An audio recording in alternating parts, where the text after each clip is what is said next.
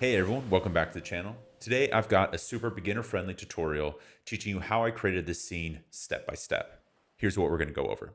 The basics of Unreal Engine, using the landscape modeling tools, creating an ocean inside Unreal, how to use Fab for assets, setting up Foliage with Unreal's Foliage system, adding an HDRI for realistic lighting, camera sequencer basics, rendering your scene, and finally, how to take it in DaVinci Resolve to make your very first video.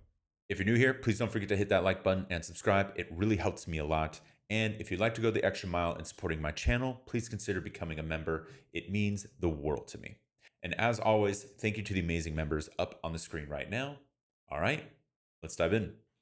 So to enter Unreal Engine, you need to go through the Epic Games Launcher. So once you open the Epic Games Launcher, this is what you're going to see. And you'll have three tabs on the left: Store, Library, and Unreal Engine.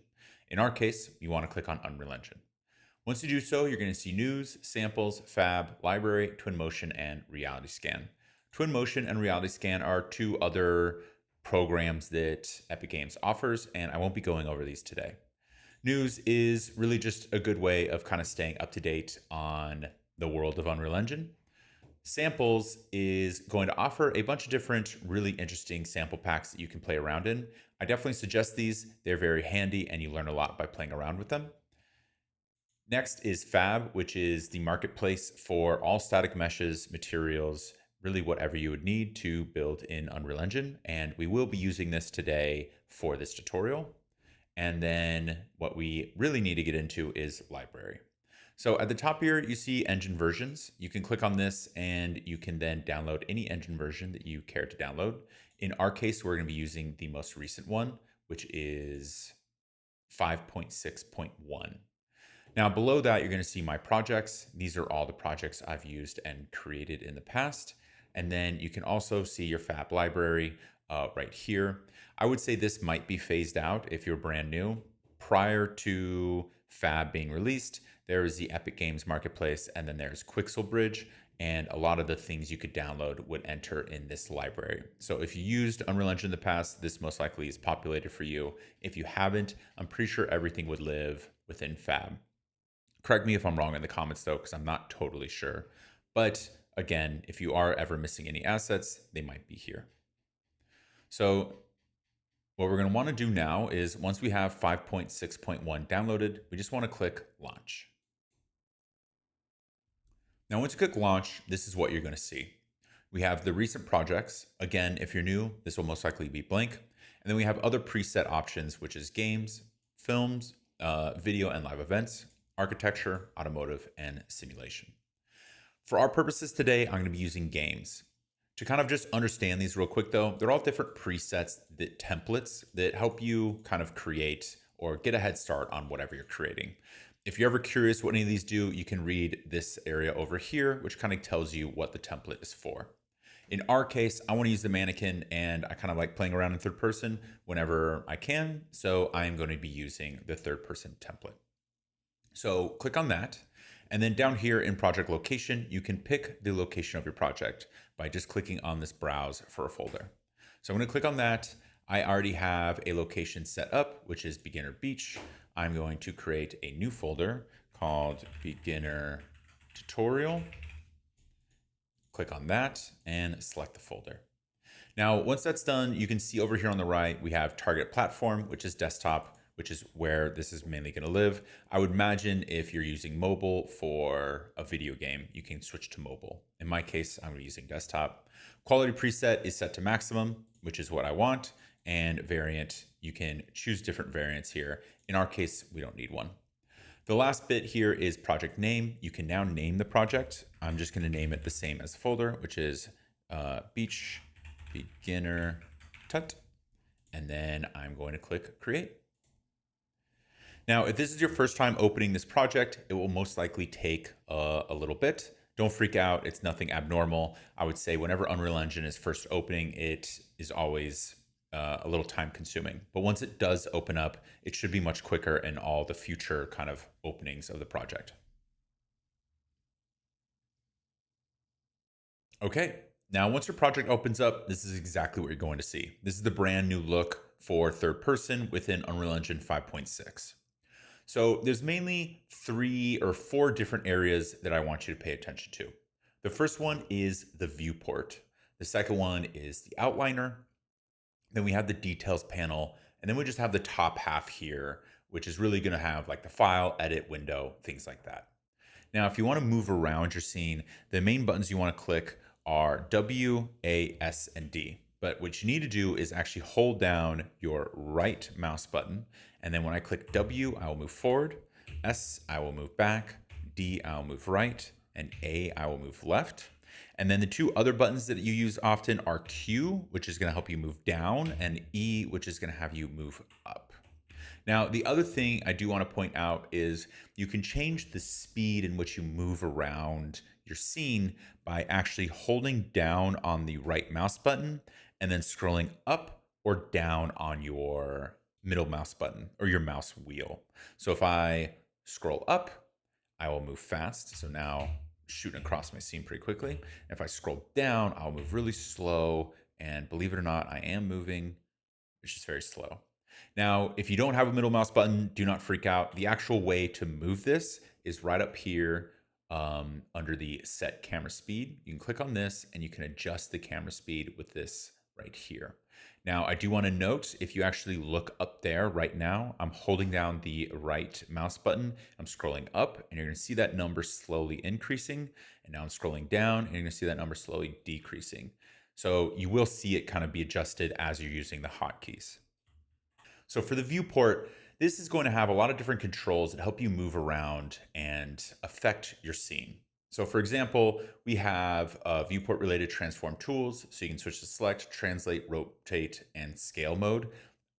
The quick buttons to kind of switch this are Q, W, E, and R. So what this all means is if I go over here to this circle and I click on it, you're going to be presented with this little gizmo right here. And what this is it's color coded X, Y, and Z. So if I want, I can move it up or on the, I believe that's, what is it? That is the Y axis and this is the X axis. And you can move it based on any of these. And you can move it using this gizmo. Now, if I click if I click E, now it switches over to rotate. And I can now rotate this object. And if I click R, it switches to scale, and you can scale this object. One thing to note is with scale particularly, as well as the transform or the directional, what do we call it? Yeah, the translate mode. If you click on this little middle button right here, this little circle, it means I can now move it in any direction, and it's basically free form. Also, if you ever are playing around and you want to go back, on PC, it is Control Z, and it'll just undo your last movement. So now if I go over to scale, same thing. I can scale based on any of these axes, but if I want to go back, I can also scale it uniformly by clicking the middle box, and it'll now scale uniformly. So all that is incredibly helpful.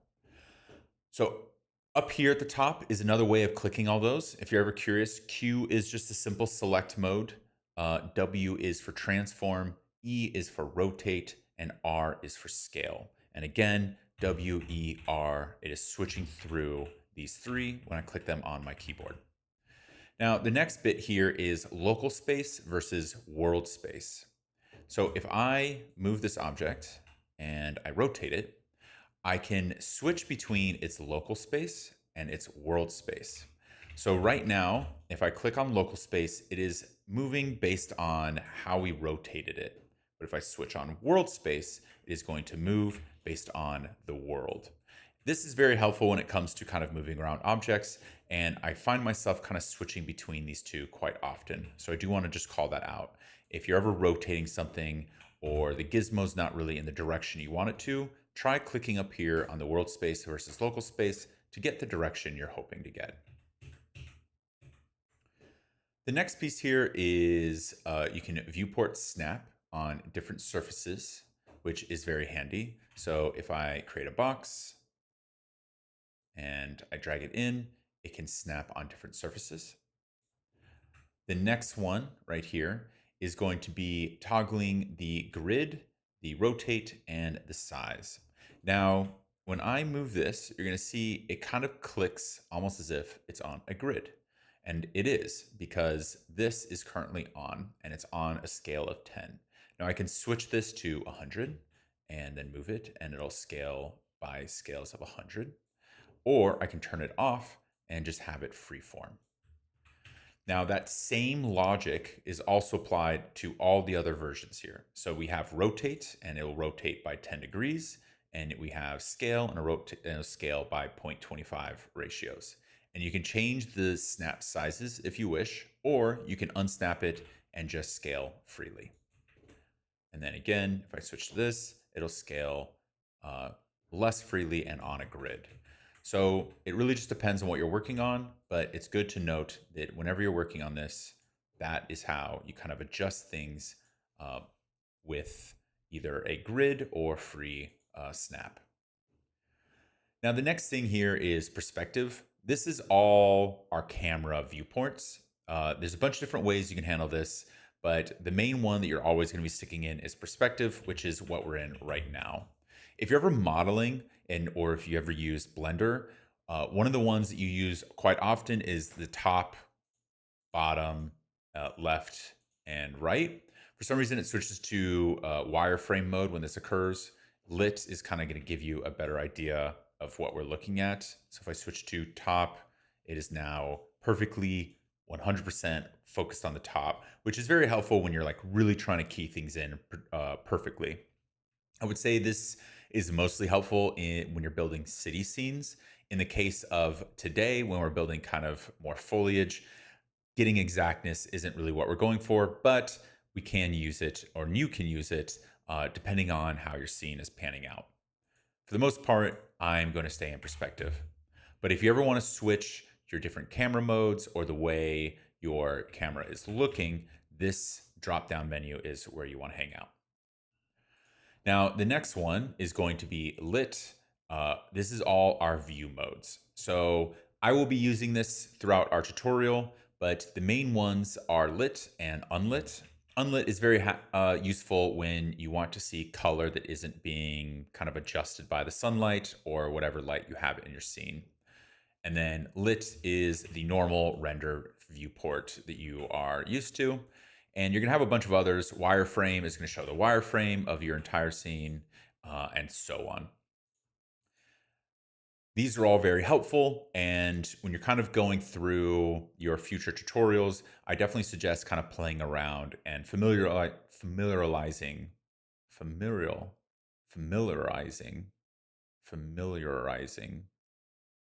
I gotta look that up. I suggest you kind of go through and check them out and see what they all do.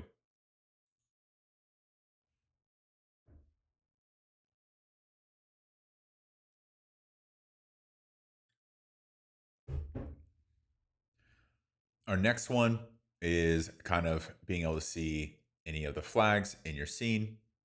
Then we have performance and scalability. If you click right here, it kind of looks like an odometer.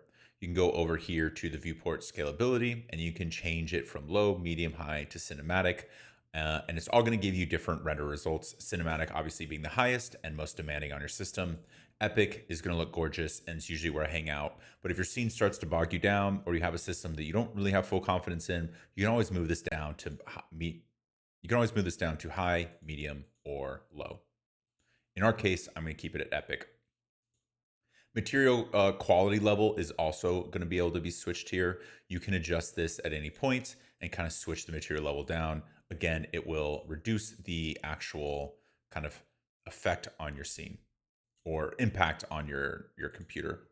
And then you have screen percentage as well. Screen percentage can help you override how much resolution your screen is showing. In our case, I think it was just at 75. 75 works completely fine. But if you're ever curious how this is moving it, you can check right here where it says resolution and see how it's being adjusted. And then lastly, we can click on our different viewports. If you ever want to see kind of different kind of camera angles at the same time. So you can play around with any of these as you're working. So you have the main viewport, and then you have, in this case, a top, front, and right view of our scene. And then you can click this again to bring it back to normal. So that is all our viewport settings. Now, outliner and details panel are going to be very simple. The outliner is really just showing you everything that's in your scene. So if I back up, everything in our scene is in the playground and lighting, and this is everything that is creating our scene. And then when you click on anything in your scene, the details panel, if you look, is going to continually change to adapt to what you're clicking on. So each object has a different details panel. For example, directional light is going to have light focus things such as intensity. I can increase the intensity, decrease the intensity. I can change the light color, use temperature, change the temperature if I want of the light itself, and really just adjust a lot of settings here. Now, each one has different values. So if I go over to playground, I can click on the cube, and the cube is going to be a little more simple. It's just going to have a material in here. It's going to show the static mesh that is being attached here, and it's going to have location, rotation, scale, things like that. Throughout this entire tutorial, I'm going to be kind of playing around in this details panel to create a bunch of different things and change a bunch of different settings so they work the way I want them to work. But really, for now, I would just say the details panel is going to be very similar to your settings for everything you click in your outliner. And then the last piece here that I mentioned is just this top half where you have a save button, you're going to have a browse button, and then this is going to be your different selection modes. I'm going to be using this quite often. If I click right here, you're going to see a selection, a landscape, a foliage, a mesh paint, a modeling, a fracture, a brush editing, and an animation mode. These are all different modes you can switch to. Let me go back so our screen isn't as crazy as it is. And then if I want, I can switch over to landscape, and it's going to have different landscape features. If I switch over to foliage, it's going to bring up the foliage tool, which we'll be using to kind of paint down foliage. And then I can switch over to mesh paint, which is going to help us paint our actual meshes. If you're curious what that means, it means this is a mesh and I can paint different kind of materials onto this mesh using this mode. There's a modeling mode as well. This is it's slowly getting more and more advanced within Unreal Engine. If you come from any other software such as Blender or Maya, you're going to know without a doubt that those softwares are much stronger than this. But there are a lot of really cool things you can use and do in the modeling mode. They're really quick, easy fixes that help you kind of build out your scenes pretty fast without you having to switch between different softwares. So I would say this is pretty jam-packed with a lot of important features that you can use. And then we have a fracture mode. This is where you would kind of use chaos. Chaos is Unreal Engine's kind of term for if you, I don't know, shoot a wall and the wall would kind of fracture and fall apart. That's what chaos is. So if you're ever going to do like any buildings blowing up, things like that, this is kind of the mode you would be using that with. Brush editing is very similar to the mesh editing tool. And then animation is your kind of animation suite. I would say for the most part, I don't hang out in the animation mode or the brush editing mode that often. I haven't really needed them in the past, and I've done a lot that kind of would use those modes, but I feel like when I'm doing animation, I'm mainly hanging out in the sequencer, not necessarily in the animation mode. But I would say these top kind of 6 are very important. Selection mode is really the main mode that you're going to be using when it comes to moving and adjusting objects. So with that kind of all being mentioned, we can jump into creating our level. So the next piece here, and you're going to be using this area a lot, is called the content browser. So I'm going to hit Control Space on my keyboard, and the content browser is going to pop up, which is this right here. Now, the content browser is really everything that's not in your scene. It's everything that your project currently has access to. So if you ever edited before, think of this as kind of like your bins, not necessarily what's in your actual playhead. So for this, we have a bunch of different things kind of Unreal Engine kicks you off with from the start. And there's 2 really cool features to this is 1, you can search really easily by using the search bar. And 2, you can actually enter here, and these are all where your filters will live. So if you look to your left or to my left, I have Niagara system, skeletal mesh, static mesh, and so on.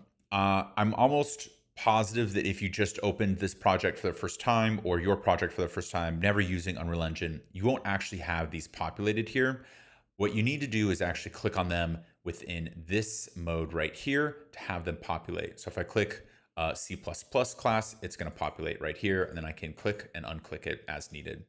So if this is your first time, you don't have anything in here, I would suggest clicking Niagara System, Skeletal Mesh, Static Mesh, and Material and Texture.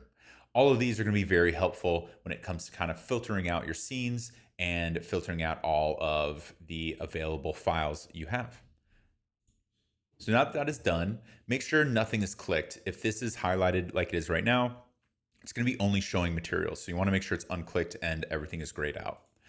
Once that's done, I'm going to click on the content folder. It's going to show this right here. And in this area right here, I'm just going to right click and go over to level. And once you do that, this is going to pop up saying new world. I'm going to delete this and just name this L underscore beach. Click out and double click it to open it up. Once you do that, if you've been playing around with your scene, any changes need to be saved. You can save it or don't save. In my case, I don't want to save it since I was just playing around. And then, it's going to do this. Open it, just save it, just to avoid any issue. And then once it opens up, you're going to have a completely blank level. So nothing is in this level at all. To kind of get the lay of the land, I am going to add in some lighting so you understand how to use it. But for the actual final of this tutorial, I'll be using HDRIs. So you're going to learn two different ways of kind of setting up lighting within Unreal Engine in this tutorial. So to start, the first thing we want to do is go over to Window, go down to Environment Light Mixer, and click on that. Environment Light Mixer is really your entire environment tool built into Unreal Engine. And we want to click across on all of these. So click Create Skylight, Create Directional Light, Create Sky Atmosphere, Create Volumetric Cloud, and Create Height Fog, and then close. And now we have an entire like atmosphere, light, and world really in our scene. The next thing you want to do is go over here to the top left to our active modes, and we want to go to Landscape. Once we click on Landscape, we can then just click Create, and it is going to create us a landscape. I do want to kind of back out so you can see what just occurred. So when you switch over to landscape, I was directly level with it. So you just saw like this green line. But if you kind of scroll up, it is going to show you a nice little grid of where your landscape's going to be. And there's a bunch of different ways of kind of adjusting this. You can play with the location of the starting landscape, the rotation of the landscape, or the scale. I would say for the most part, you're going to play with the scale, mainly the X and the Y. If you want, you can bring this down to 50. It's going to shrink it, or to 100, which is where it's currently at, to increase it. And then you have number of components, which is going to change kind of like the detail of the landscape. I would say for the most part, you don't really need to play with these, especially for the scene that we're going to be creating today. But I just want to show you that. The other part to this is if you did want to fill the entire world, if you're creating a game that's massive, that is the button you would be clicking. In our case, 100 works just fine, and I will click Create. Now, I won't be sculpting in this tutorial, but I do want to go over it so everyone kind of knows how these tools work, since it is something that you would use quite often throughout Unreal Engine. So the first thing here is earlier we were on the Manage tab. Sculpt tab is the next tab that you'll see once you kind of get your landscape going. Now, in the Sculpt tab, you're given a bunch of different options. I would say the main ones, and the ones I'm going to go over today, are these first 5, which is Sculpt, Erase, Smooth, Flatten, and Ramp. Sculpt is going to be kind of how you imagine is going to increase if you click on your landscape, and it is how you're going to create different things. So you can kind of create more rough texture, and if you hold it, it is just going to keep going up and kind of creating these little weird mountains. If you shift click, it is going to do the opposite and push inwards.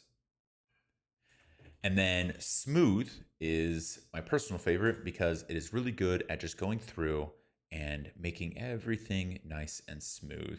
So if you ever want some nice rolling hills, smooth is going to be very easy to use. And again, shift click Actually, I don't know if shift click does anything in this mode. It does in Sculpt. Erase will do exactly what it says. It'll just erase all the changes that you did to your scene. And then I'm going to go back to Sculpt. I do want to note you can do different brush types to kind of adjust how you're brushing. The other one is tool strength. You can increase the tool strength. So now if I click, it is going to, I guess not sculpt fast. There we go. It'll sculpt much faster. Or if you want more of like a gentle sculpt, you can do this and you can barely even tell that it's kind of raising the landscape. So that is how you can adjust the actual strength of the tool itself.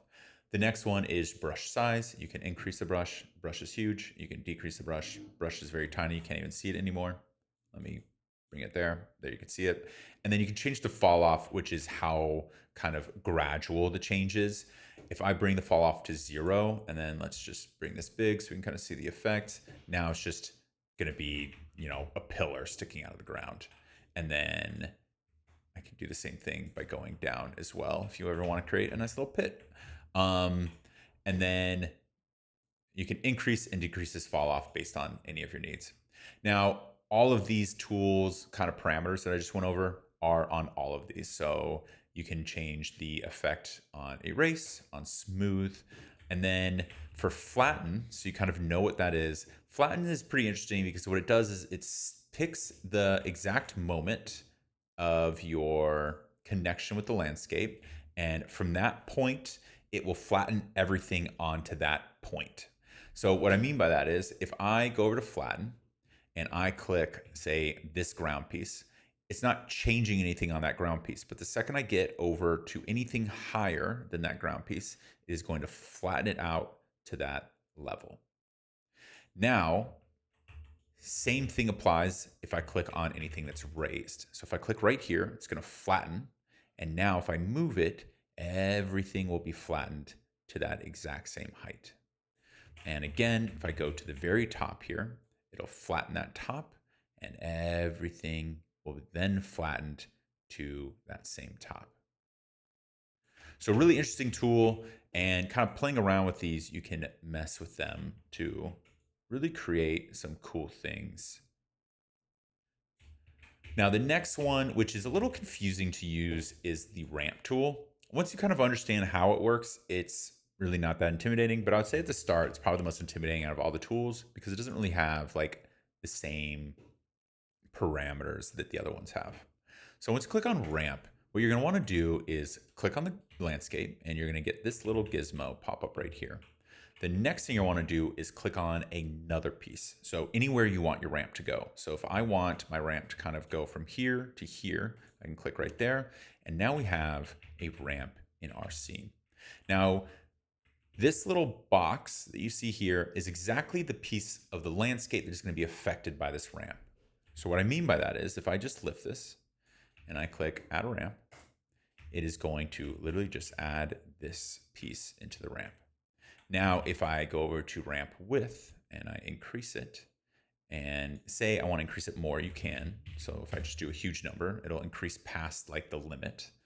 Oh, let's go like this. I can click add ramp. And now this entire piece is now a giant ramp. This is pretty helpful when it comes to kind of adjusting mountainsides or trying to create unlevel grounds, because what you can do is you can ramp up your scene. So if I go like this, I can ramp my scene like this, and it creates a really nice unlevel ground.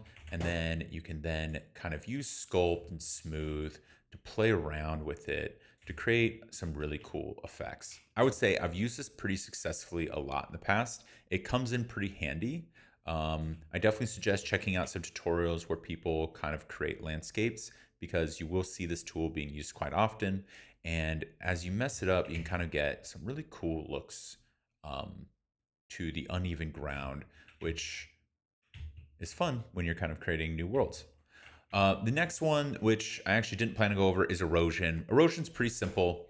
It will kind of work almost like a smooth, but it adds a little harsher of effect. because what it's doing is it makes it kind of look like something got eroded. And the reason why I kind of wanted to bring it up is because you can smash two ramps together and erode them, and it kind of looks like you have a mountain.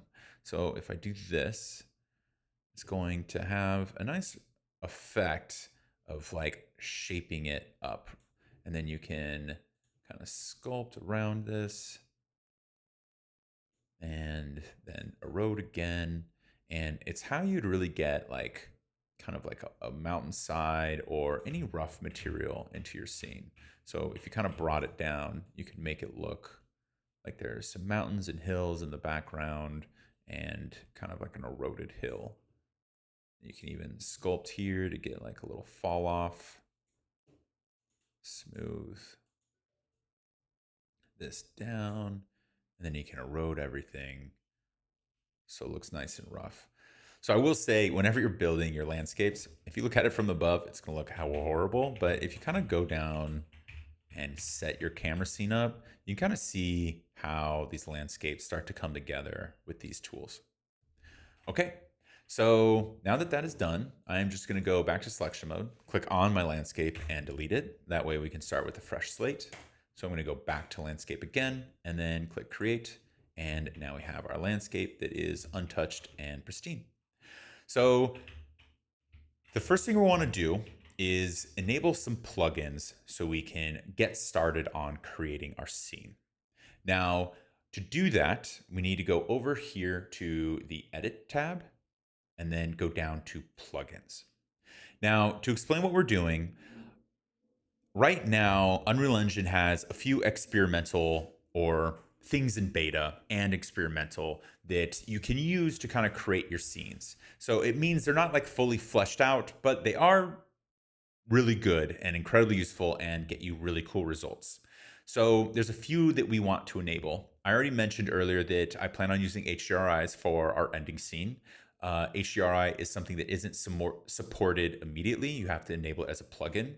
So to do that, I'm going to go into the search bar and type in HDRI and click right here to enable the HDR backdrop. Do not click restart now because we're going to be enabling a few more. The next one that we want to do is called the movie render queue. You can actually have this enabled by going into the kind of software packet and going into like a notepad and clicking one or whatever to have this enabled at all times. I do suggest kind of looking that up if you plan on using Unreal Engine often, because it's a little annoying having to constantly enable this plugin. But what the movie render queue is, it is basically your renderer for any cinematics that you want to get out of Unreal Engine. The built-in renderer right now that is in Unreal Engine isn't what you want to be using. You want to be using the movie render queue. And then the next one is going to be water. So we want to type in water. Since we are doing a beach or coastal scene, we want to make sure we have all the water kind of experimental plugins enabled for this. So you want to go with water, click yes, water extras, yes, and water advanced, yes. What you're saying yes to is basically the fact that they want you to understand this is experimental. Probably don't ship a game with it if you're, building Black Myth Wukong or something. In our case, completely fine and will, for the most part, run without a hitch. Now that all those plugins are enabled, we can go down to Restart Now and restart our project. Now, when your project reopens, the first thing you're going to see is this right here, collision profile setting does not include an entry. Don't worry about that. It's mainly just talking about the collision for the water body. You can just exit out right there. The plugins is also going to be open. You can close that out, and then you're going to be back at our starting scene. So to go back to our level, again, we're going to do Control Space, and then double click on our beach level that we created. And here we are back in our new level. So the next thing we can do is add in our actual beach. So to do that, we can go over here to this box with a plus sign.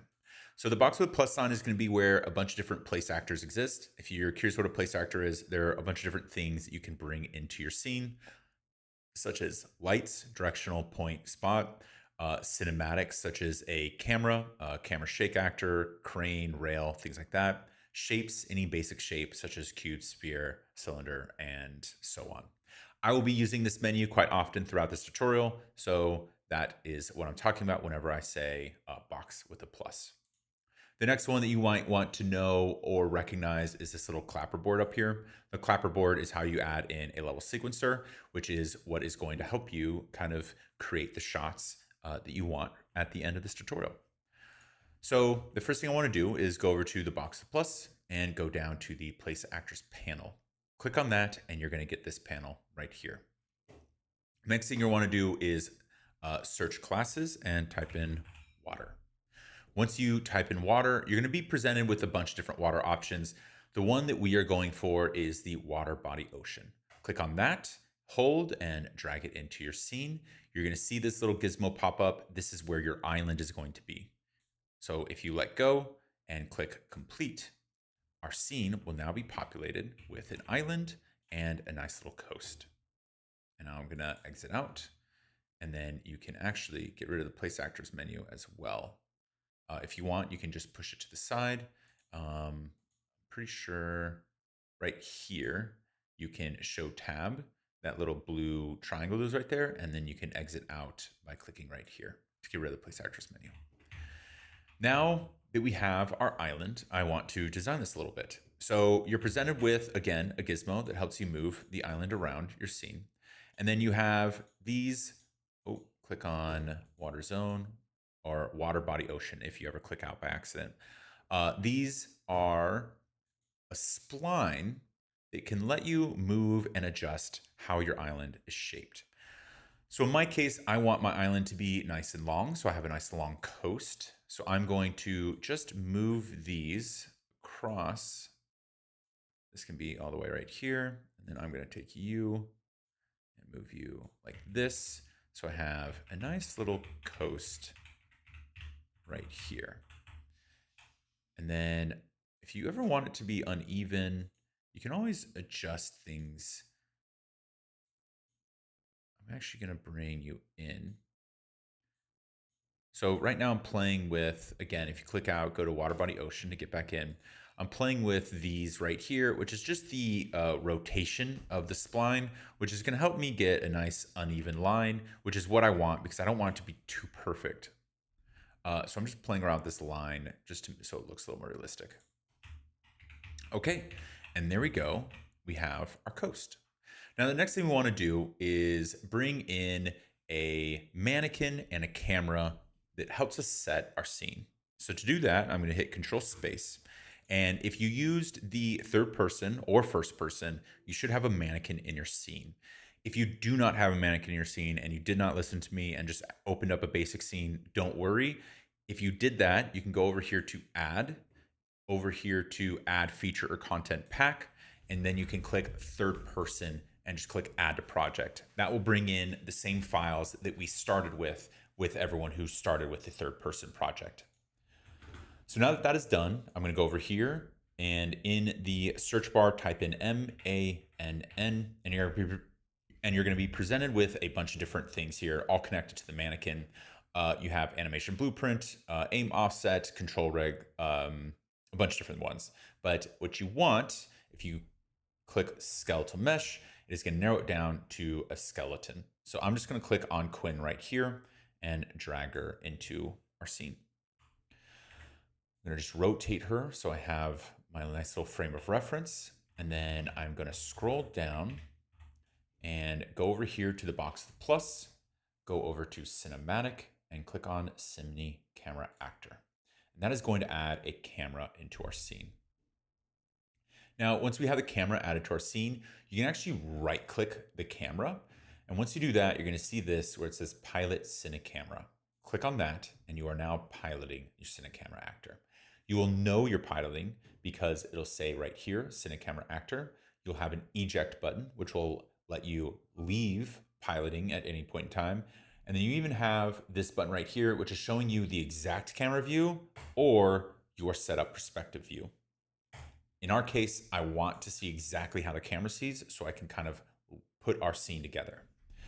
So once you're piloting, you're going to move it the same way you move around Unreal Engine by holding right click and using the A, W, S, D, Q, and E keys to kind of adjust your scene. So I'm going to use those and I'm going to move around our scene. Now, it might be difficult for you to get the exact look you're going for. So if you ever need to slow it down, don't forget you can do right click and scroll up or down on the mouse wheel to kind of adjust the speed here. So in our case, I'm going to be a little on the inside of the ground looking outward. And then I'm going to key it in probably like right here. The next thing you can do is if you go over to the details panel, this is one of the most fun details panels in my opinion, which is the camera, because it lets you do a lot of really cool setups. But the main ones we want to focus on are film back and lens settings, and then your aperture and focal distance, things like that. So in our case, this is set to digital film, which is Super 35, which if you don't know camera lingo, it just means it's a little more zoomed in than you would have naturally. I want this to be a DSLR, which is gonna have a bigger sensor, digital sensor, and thus show more of your scene. And then the other piece I'm gonna do is move this over to a 28 focal length. Since it is a landscape shot, landscape shots tend to look better more wide angle than if you're kind of cropped in. So once those changes are made, we kind of have our camera set up the way we want it to be set up. Now, to get out of your camera, again, you have the eject button right up here. It says stop piling in actor, exactly what you want. Click that and you're gonna immediately pop out. Once that happens, you're gonna have this kind of pop up right here. If you ever click out, so if I'm gonna click on this landscape, it's gonna go away. If you want that back, all you need to do is click on your Cine Camera Actor. It'll pop up in the bottom right here. Now, the cool thing about this is there's this little pin button right here that lets you pin the preview. So you can constantly have that camera view pinned there while you're designing, which is super helpful because you really want to see how your camera sings. Since you're not creating for the perspective view, you're creating for what your camera sees. Now, the next thing we can do is start tailoring our actual water. So my water might look a little different from yours. I played with the water in a different project and I think it carries over whenever you do. So there's a chance your water is not looking the same as my water. So I will kind of go through and teach you how to adjust that. So the first thing you want to do is click on your water. Once you click on your water, there's going to be two main things you want to focus on. The first one is going to be waves source. If you can't find wave source, you can always go to the search bar and type in waves. Once you do that, you're going to have a drop-down menu. So click down to pass the wave source, and you're going to have waves, water waves asset. Click down there as well, and you're going to have this Gerstner waves ocean. Double click on that, and you're going to get this menu right here. Now, what you want to do is click down on all of these to get all of these menus open. Now, this is how you're going to be adjusting what is actually in your scene and how the waves are going to look. So I have already adjusted mine, and you can change yours however you see fit. But if you want to copy exactly how mine looks, my waves are set to 2 with a seed of 0. You can change the seed however you wish. My minimum wavelength is set to 1700 and my max wavelength is set to 2100. My wave fall off is 35. Again, you can adjust this however you wish. 35. My min amplitude is 5, my max is 20, and my amplitude fall off is 24. You can change the dominant wind angle, which is how your waves are going to be coming into your scene. If you actually look at this preview, you can see them spinning right here, which is very helpful when it comes to kind of designing your waves. You want it to be facing your actual, there we go. You want it to be facing your actual coast. So this might be dependent on how you kind of set up your scene, but make sure the waves are facing your coast, what you would see and expect from a natural ocean. And then you also have small wave steepness and large wave steepness. Now, if you want to understand what this means, the wavelengths is how often they're going to be popping up. The amplitude is how large they're going to be. So you can have minimum and small wavelengths, which is going to be more likely versus less likely. And then you can also increase the size of your waves. So by increasing the minimum amplitude, we have gigantic waves. So that's just what they do. So once that's done and you're done adjusting, I'm just going to click save, exit out. And then the next one we want to go to is find the actual material that is being placed on the ocean so we can adjust the color of that ocean. So to do that, we're going to scroll a little further down. to the rendering, and you're gonna see water material. Now, if you're ever curious, you can always type this again in your search to get this to pop up. But what we're looking for is water material. And what you want to do is double click on this little box right here to bring that up. Once that's up, we can kind of click down on all of these menus just so you can see them all.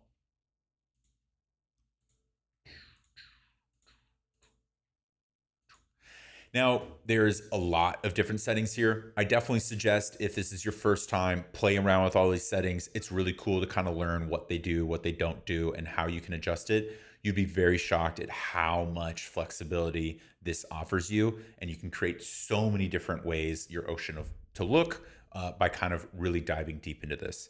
However, for the purposes of this tutorial, the only things we're going to be focusing on are under the global static switch parameter values, and that will be the caustics. Caustics use manual water body index, and then enable ocean foam. Once you do that, you want to click these on. Oh, didn't mean to do that. You want to click these on, and once you click them on, you want to make sure you click the other check mark right next to it as well. So by clicking this one on the left, it just enables it. By clicking the one on the right, it like enables or disables it so you can use it. So just make sure these are checked off. And then if you scroll a little further down, I wanted my ocean to be a little more aqua. I'm thinking more tropical. I'm not necessarily thinking dark blue, kind of like a California ocean or like something you would see, I don't know, in Iceland or Alaska. I want it to be nice, welcoming, and kind of like warm. So I switched up my colors. Now, if you're curious what's going on here, is this is the absorption. It's not necessarily the color you input as much as it's the color that it's absorbing. So if I kind of move it around, we can get a bunch of different colors out of this. So orange is kind of making it almost look dead. It's not looking orange, it's just looking, I don't know, clear. So there's a bunch of different colors you can use here. I would play around with it, but if you want my exact color setting, let me just round out these numbers so it's easy for everyone. These are the colors I'm using. I'm using 52 on blue, 1006 on green, and then 2130 on blue. So this is all going to be very helpful when it comes to kind of keying in this look. If you copy this, yours should look almost exactly the way mine does. Now, once that's done, you can click save and exit out, and you should have an ocean that is looking just like mine.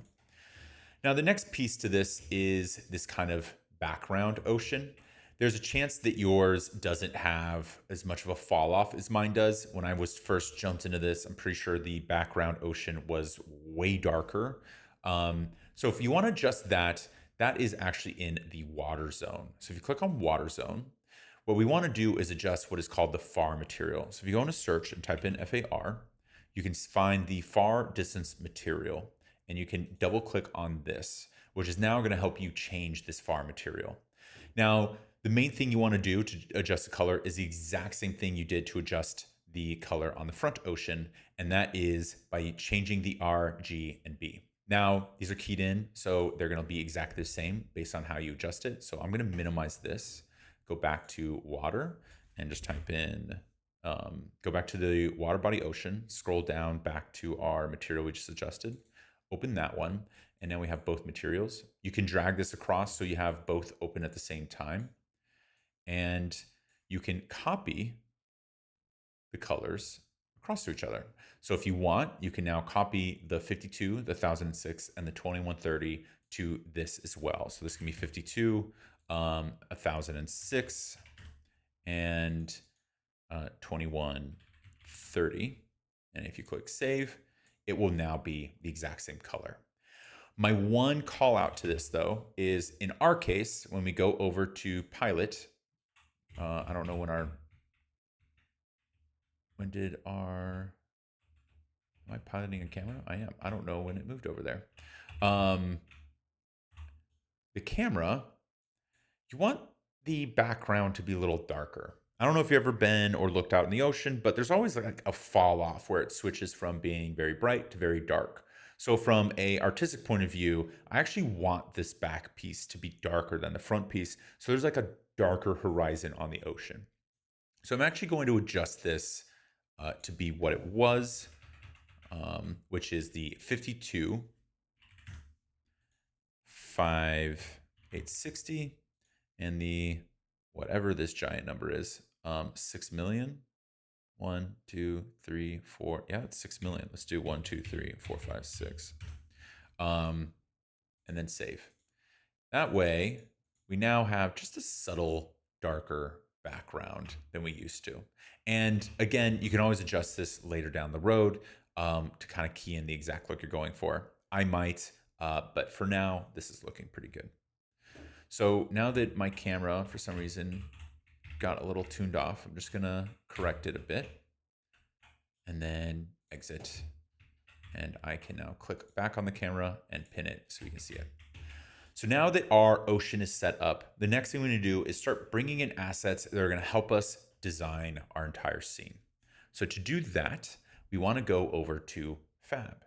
So to enter Fab, once you're in Unreal Engine, all you have to do is go over to Window and go all the way to Get Content, and you're going to see Fab. And you're going to click on Fab. Now, Fab is your marketplace for a bunch of different things you can bring into Unreal Engine and use. There are a bunch of free things within Fab, and there's a bunch of costly things within Fab.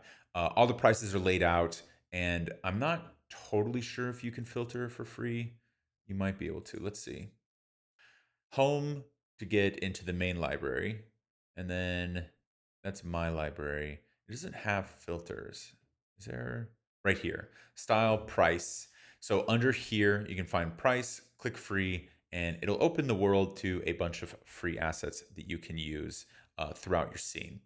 The first one that I want to bring into my scene is going to be European Beach. So I'm going to click on this, and then I'm going to click Add to Project. And once you click Add a Project, you're going to see this downloading right here, which means it's downloading the European Beach. Now that that is downloaded, the next thing you want to do is type in a search bar DZ sample. And this sample pack right here, DZ sample trees, is going to give you the sample for both of the palm trees that we're going to want to use in our scene. So you want to add this to our project as well. And then now that those two are added in, we're going to want to click home and then go over to any Quixel asset and click on the little Quixel right here. So you can enter into the Quixel library. Now the Quixel library is a library that has a ton of different assets you can use, and they're all very high quality and very, honestly, awesome. So if you want to go through and grab these, you can follow along and grab a bunch of different assets that I'm going to be grabbing. The first one of which is going to be sand. So I'm going to want 3 different sand materials to kind of use for our scene. And I'm going to be looking for something specific as I do it. So I'm going to click through and kind of just check out the different ones that are available to me. We got trampled sand.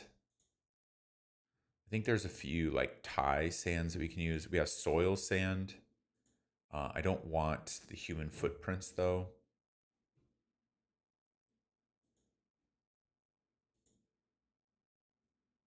No, it's a little coarse. Let's see.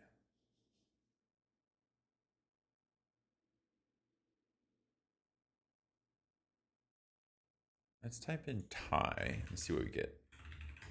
Thai sand.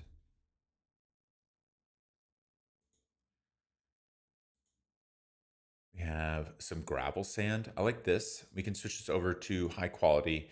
And the one thing you want to make sure before you kind of download anything is to make sure it has displacement labeled right here. If it has displacement, that works, and we can click Add to Project. The next one I'm going to want to bring in is going to be more like simple Thai sand. This is looking good. I'm going to add this. Again, does it have displacement? It does. High quality, Add to Project.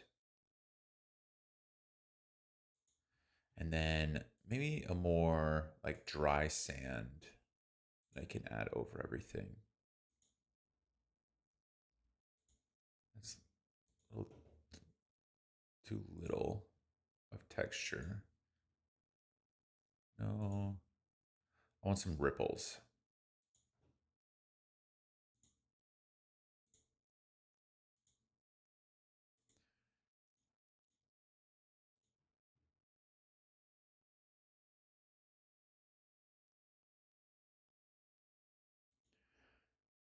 Tie rippled sand just like this and add a project. Again, this has displacement, which is very important. Now, I just want to double check these. So once you downloaded anything from Fab, you're going to have the content browser pop up. Once the content browser pops up, you can actually go through. If it doesn't pop up for you, just know it's Fab, make scans, surfaces, and then you'll have any of the ones you just downloaded. I'm going to dive a little deeper into the textures and just ensure that each one has a height map. So again, texture, height map, texture, height map. Now, if you're not sure which the height map is, I'll be explaining this once we kind of jump into the materials, but this little H denotes height map. If you have anything that's black and white, 99% chance you're in the right track. So I just want to make sure they all had height maps. So just going over what we've downloaded so far, we have 3 sand materials, so we can kind of create a blended landscape material, and we have 2 different tree assets.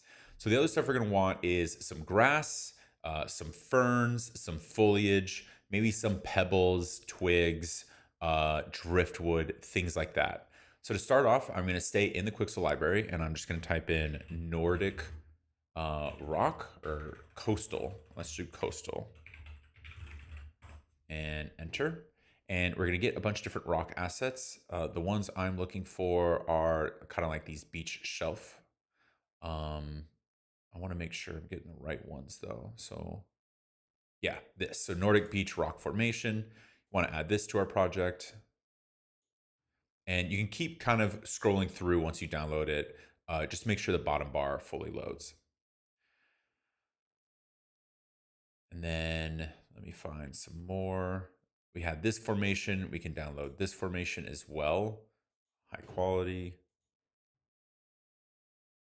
Again, if you don't feel fully comfortable with your computer specs, you can download a different quality to kind of save it some power. And then I'm just going to keep downloading all these little formations. And the plan here is to kind of bury it into the sand to add a really nice rocky texture throughout our scene. Nope. I want it to look more coastal.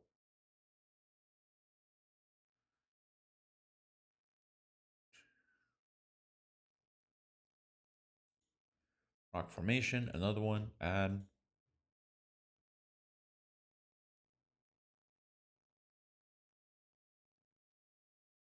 Let me just maybe beach rock formation, and then we can get them all. Here we go. So these are all the different ones available. I think we download this one, this one, this one. I'll maybe download one more, and I think we're good to go. Yeah, I'll just download this guy right here. Add, and I think we're good to go on the rocks. The next, we can do pebbles. For the pebbles, we have little stones and pebbles pack right here. I'll just download this. And then let's go for, let's do twigs. We have wooden sticks and twigs. That's not really beach-esque though. Maybe alder tree trunk. I think this one's actually good to download as driftwood. You can download some birch logs. Oak tree trunk, that's still looking good. That way we can get some nice driftwood into our scene. I guess we have our full tree debris pack right here that I can download. So that's all of that. And then maybe I can find some branches.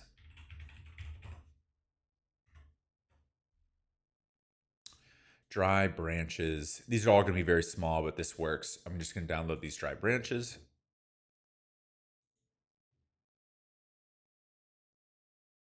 And then now onto the foliage. I need some grass.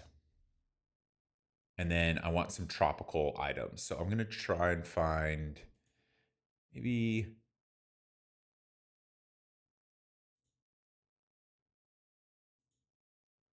grass clumps. I'm trying to get a better idea of what grass I want.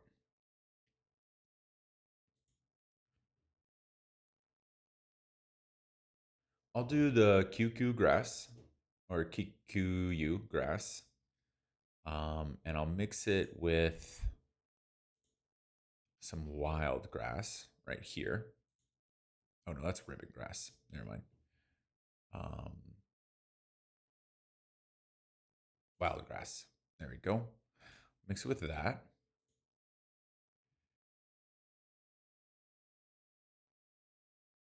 And then I think we can download, let's type in palms so we can get some palms in here. Tropical palm right here. Let's download that. Then Zambia palm, we can download that. Fan palms. Actually, fan palms are pretty popular. I'll download those. Ferns, we can download. I don't like how these are kind of dead though, so I'll type in ferns to see what else we can get. Now that we have ferns in, let me find one that I like. I think Boston fern looks good. Lady fern looks good. I think we'll do lady fern. And then now for the most part, I think we have enough foliage to kind of get started, and we can always dive back into Fab to download some new assets if we need them. So with that, I can now exit out, enter back into my scene, and now we can get started on creating our landscape. So for the landscape, what we're going to want to do is create a blended landscape so we can have full control and really design the way we want our landscape to look. So to do that, I'm going to hit Control Space and then go over to the content browser. Last filter I had was skeletal mesh. I'm just going to uncheck that so I can see everything. I'm going to right click, same as we did when we create our level, and then go over to material. Now for this, I'm going to name it M_landscape blend. Now that we have created our material, I'm going to open it up and enlarge it so it takes our full scene. Now, if this is your first time kind of jumping into materials, this is what a kind of material node looks like. This is the main material node that you'll be plugging everything into. If you're going to be using one material, this is kind of, or one texture pack, this is kind of how you design it. If you're curious about that, you can kind of click V click, or let me delete this real quick. So V click to get a color node, and I don't know, I'll name this blue, bluey, I guess. I can plug this in, I can click on here, change the color, and now we have a colored material. If I do S click, you can also adjust by adding parameters. So this is a vector node, which is a V click, and S click is a parameter node. I will just name this, just for the fun of it, rough. So you can plug it into roughness, and I can plug it into 5 maybe, so it has high roughness. I can apply, save. Just doing this quick so you can kind of get an idea of how this works. I'll bring in a cube, and then I can click on here, click on the cube, and then click this little arrow and add it. And there is the material we just created, which is just a little rough blue box. And you can adjust this material any way you need. So if you want like low roughness, 0, it is now almost translucent. You can even see it kind of bouncing light off and showing what is over there. So this is what you really use if you are creating a single material. In our case, what we want to do is take the 3 different sands that I brought in from Fab, and I want to add them all into one material, which is called a blended material. So for this, it is going to be a little different process than just creating your own simple material. So now I'm going to delete all of these, and I will go a little slower and kind of walk through this entire process. So since this is a blended material, what we need to bring in first is what is called a make material attributes. So what I'm going to do is right click to get our full menu. And in the search bar, I'm going to type in make material and get the make material attributes. Now, what the make material attributes is it is a perfect way of gathering different textures into one material. So what I'm going to do is use this 3 separate times.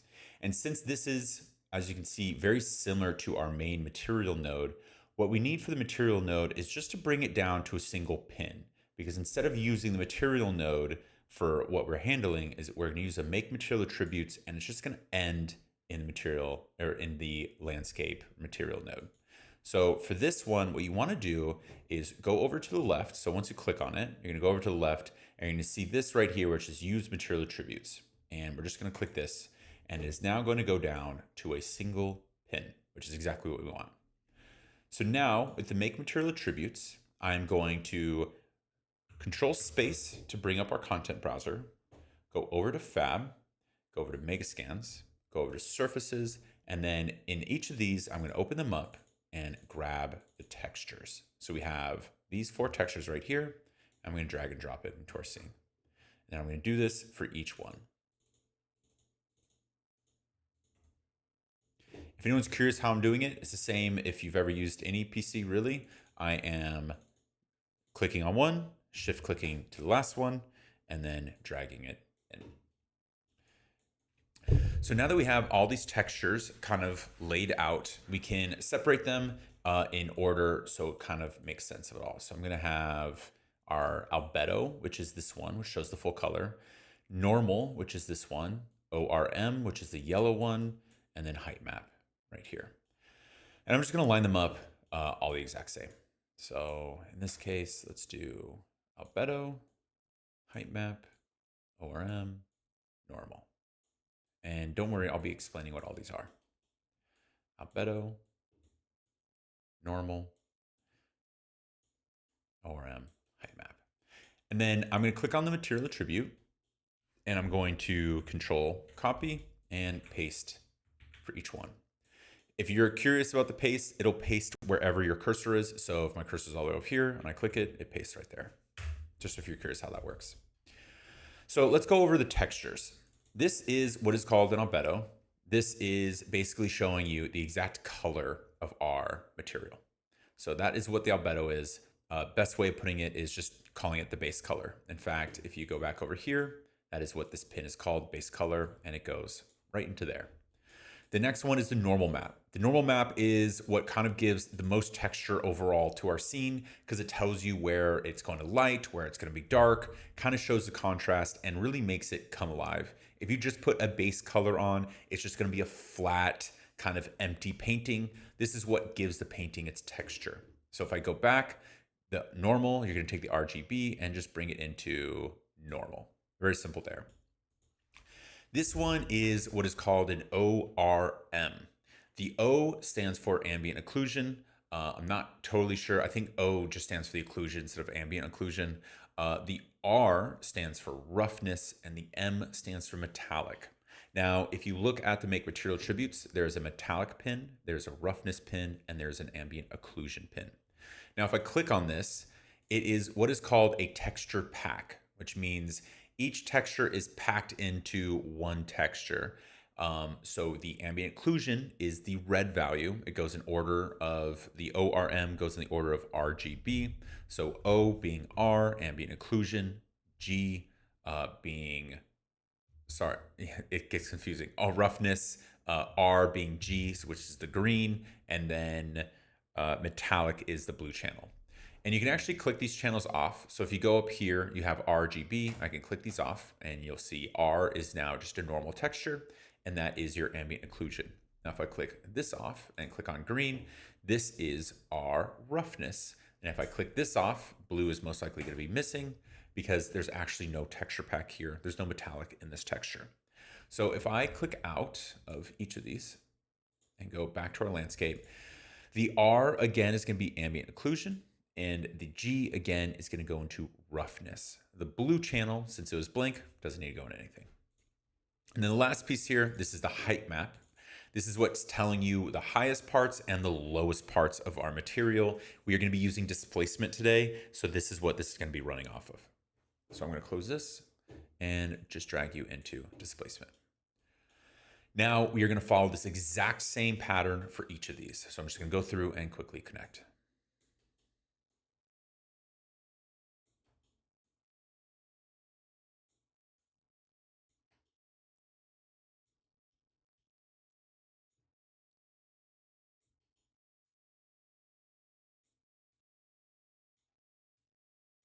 Okay, so now that these are all connected, we need another node here that is going to blend them all into one. And the best place to start is the word blend. So I'm going to right click and type in blend, and you're going to see a landscape layer blend right here. So click on that, and you're going to get this little pin right here.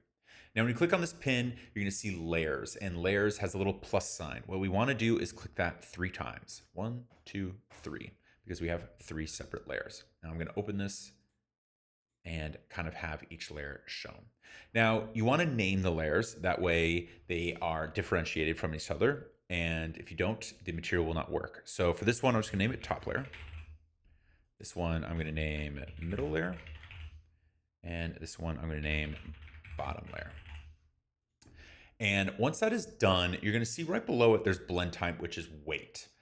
Now, weighted blend is really just using the weight of each material. To kind of put it simply, it is really just simply blending. So if you took, I don't know, a green marker and a red marker and just started writing on a piece of paper, if they touch, they would blend a little. That's exactly how this would work in real life. You're just really layering each piece on top of itself. To blend them even better and to use displacement this way, we want to switch this over to height blend, which is now taking into account the actual height of each different material, which is a much better way of blending these. So I'm going to switch each over to height. And when you do so, you're going to get an extra pin saying height. So now that that is done, what we're going to do is bring this make material attributes pin into the top layer, this one into the middle layer, and this one into the bottom layer. Now, these are all going into the layer pins. The height pins are not touched. For the height, if you guessed it, you're going to be using the height map. So I'm going to drag this and drag it into the height map for each respective piece. There we go. And then we can drag across, and it is now in our material attribute. This is set up. The one last piece to this that I want to call out is, as of right now, if I bring this in, it is going to be in grid format, and we won't have any ability to adjust the grid. So what I mean by that is if I click apply and I click save, let's set up this landscape real quick. So I'm going to close this down. This box can go away. If I click on the landscape and then do control space, actually, what we want to do is to control space, click on our layer blend, right click on it, and go over to create material instance. The instance is basically a very simple way of kind of non-destructively playing around with our material. So you want to use the instance whenever you can. I'm going to click on the instance, click on our landscape, and then go over to the right and find the landscape material and click this arrow. It's going to add, and everything's going to turn black. It's going to be real scary. Now that that has been added in, we can go over to landscape, go over to paint, and under paint, you're going to see this little random button right here, which is create layers from assigned materials. Click on that, and it is going to create all the 3 layers. The next thing you need to do is do control space, right click, add a new folder, and name this landscape layers. So it just needs to save information, and just to stay clean, I want to put all that information in its own folder. So once that's done, you can go back over here, go to this little plus sign where it says create layer info, and then click on weight blended layer, and then save it in the landscape layer, click save, and just do this for each layer. Weight blended layer, landscape layers, save, weight blended layer, landscape layers, save. Now, if you've used Unreal Engine in the past, you would be like, what's going on? Something's wrong. The landscape should already show up. I don't know why they changed it, but now you actually need to paint the landscape on for the black to go away. So now I'm just going to paint. And if I wait a bit, you're going to now see that our landscape has been painted on. So to make things quick, I'm going to go over here to brush size, increase that all the way, and just paint the entire landscape. So everything has our nice new sand. Now, if I go back to selection mode, and I kind of go all the way down here and zoom in, it might be hard to tell because it's sand, so it doesn't have a ton of texture, but you can kind of see these lines of tiling. In fact, if I look this direction, it's a little more noticeable, where you kind of see these lines of tiling.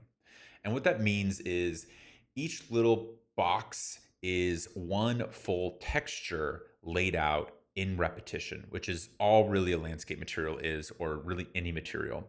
And you want to be able to increase this so it's not as noticeable and so you get a lot more detail in your scene, because right now these rocks and everything are very tiny and you want it to stand out a bit more. So to do that, what we want to do is do Control Space. Oh, saving.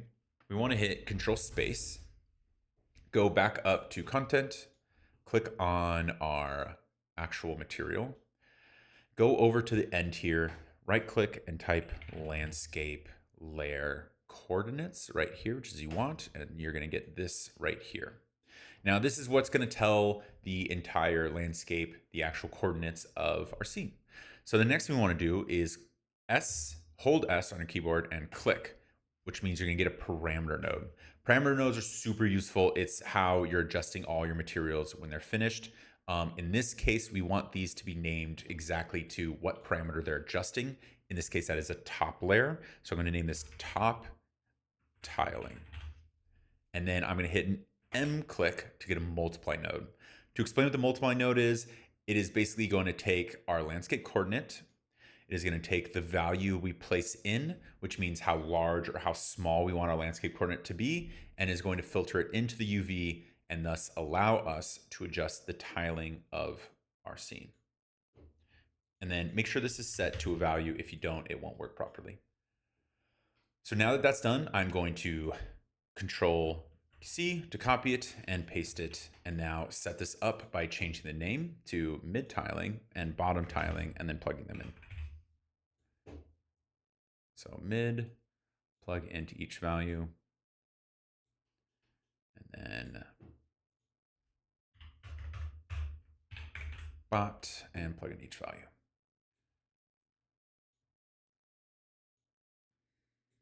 And then apply, save, close. And then now, if I actually open up the instance, it's going to show the bot, mid, and top tiling. We are currently using the top material. So if I click on this and make it to 0.5, it just got larger. If I make it to 0.2, it got even larger, which is a really cool way of adjusting your material quite quickly. And then now I can also enable displacement.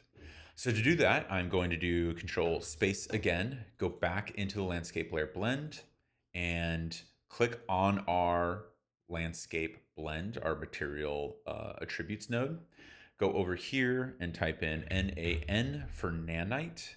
The first thing we want to enable is enable tessellation. Click this. Displacement's going to come down here.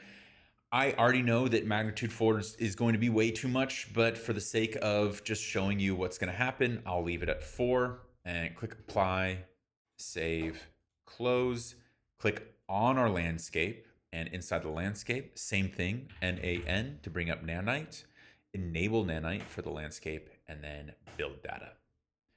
And it should get really rocky.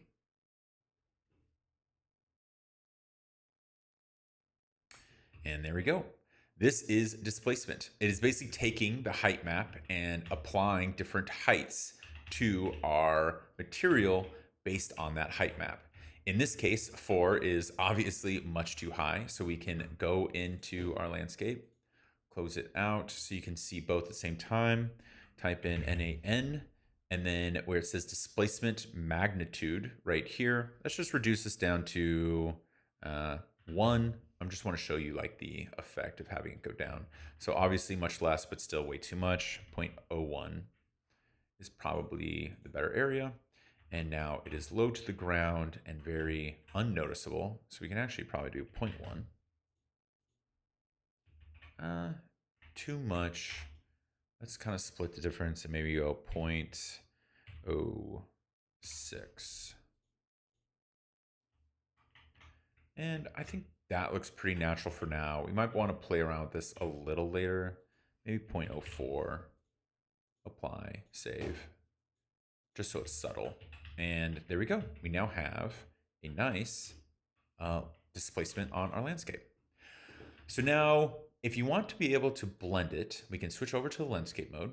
We can go over to the paint, and we can pretty much paint the same way I I was showing you the landscape tools. We can adjust the tool strength. We can adjust the brush size, brush fall off. Right now, I'm going to be adjusting the brush size. And all you need to do is click on the layer to get the exact material that you want. So if I click on the middle layer and start painting, it might take a little bit for the shaders to update, but once I do, we now have a new blend of landscape in here. So it's going to go from these little ripples over to this rough sand. And again, you can see that it is a little tiled. So if you want to get rid of the tile, we can go back to our blended landscape instance, click on mid and bottom, and I'm just going to quickly adjust them to 0.2, just because I know that's a good place to start. So now they're all set to 0.2, and I can play with them. Since I know this is a beach scene and this definitely looks like beach water, I'm just going to kind of paint this along our coast.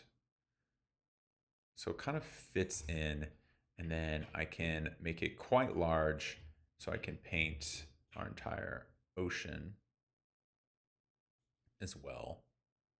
So this is going to be like our undersea kind of look for our landscape. And just to make it even, we can go all the way over here. Cool. So now headed back here, I can now switch to the bottom layer, decrease the size, and I just want to paint this real quick to kind of see how it looks.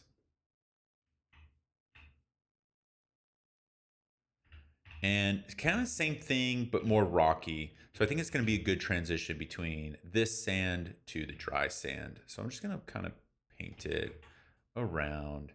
And once we kind of get our static meshes in our scene, this can definitely be further adjusted to kind of fit where it needs to. But this is a good start for now. Okay. Now that we have this in, we can go back over to selection mode and we can start to apply different static meshes to our scene. So whenever you're kind of building out a scene, it's always best if you kind of start large and then go small. So in that vein, what we're going to want to do first is bring in our kind of rock formations. So I'm going to do Control Space, go over to Fab, and I'm going to immediately go over to the static mesh filter, click on that and filter for static meshes, where I can then find my rock formations. And I'm just going to drag them in real quick. I'm going to drag in each one to get an idea of kind of what I'm working with here. Now you can adjust the color of them, but you also want it to be kind of looking alike. So I'm going to delete that one and kind of just work with these three. So with this one, I'm going to enlarge it, probably bring it closer to camera, spin it a little, and then put it under the water or under the sand. The other thing here is I'm going to unclick each of these snapping tools since I want full control and the ability to kind of adjust it as needed.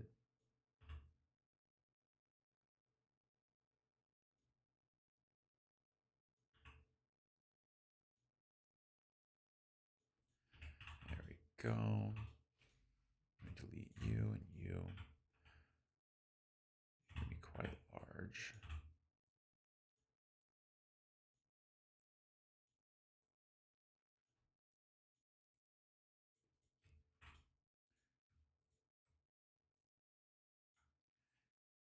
Now, the one thing that I just did that I didn't really go over before is how to copy. So there are two ways of kind of moving around objects very easily. The first one is click on it and you can hold Command and then just drag it and that will copy it automatically. So it keeps the original and copies a new one in. The next one you can actually do is hold Shift and your camera will move with it as you move it, which is this right here. Now I'm going to move it back to how it was. And you can actually compile both of these into one solid movement, which is Command Shift. And now you will move while copying it. So there's one being copied and you move with it, which is super handy when you want to kind of move to a new area.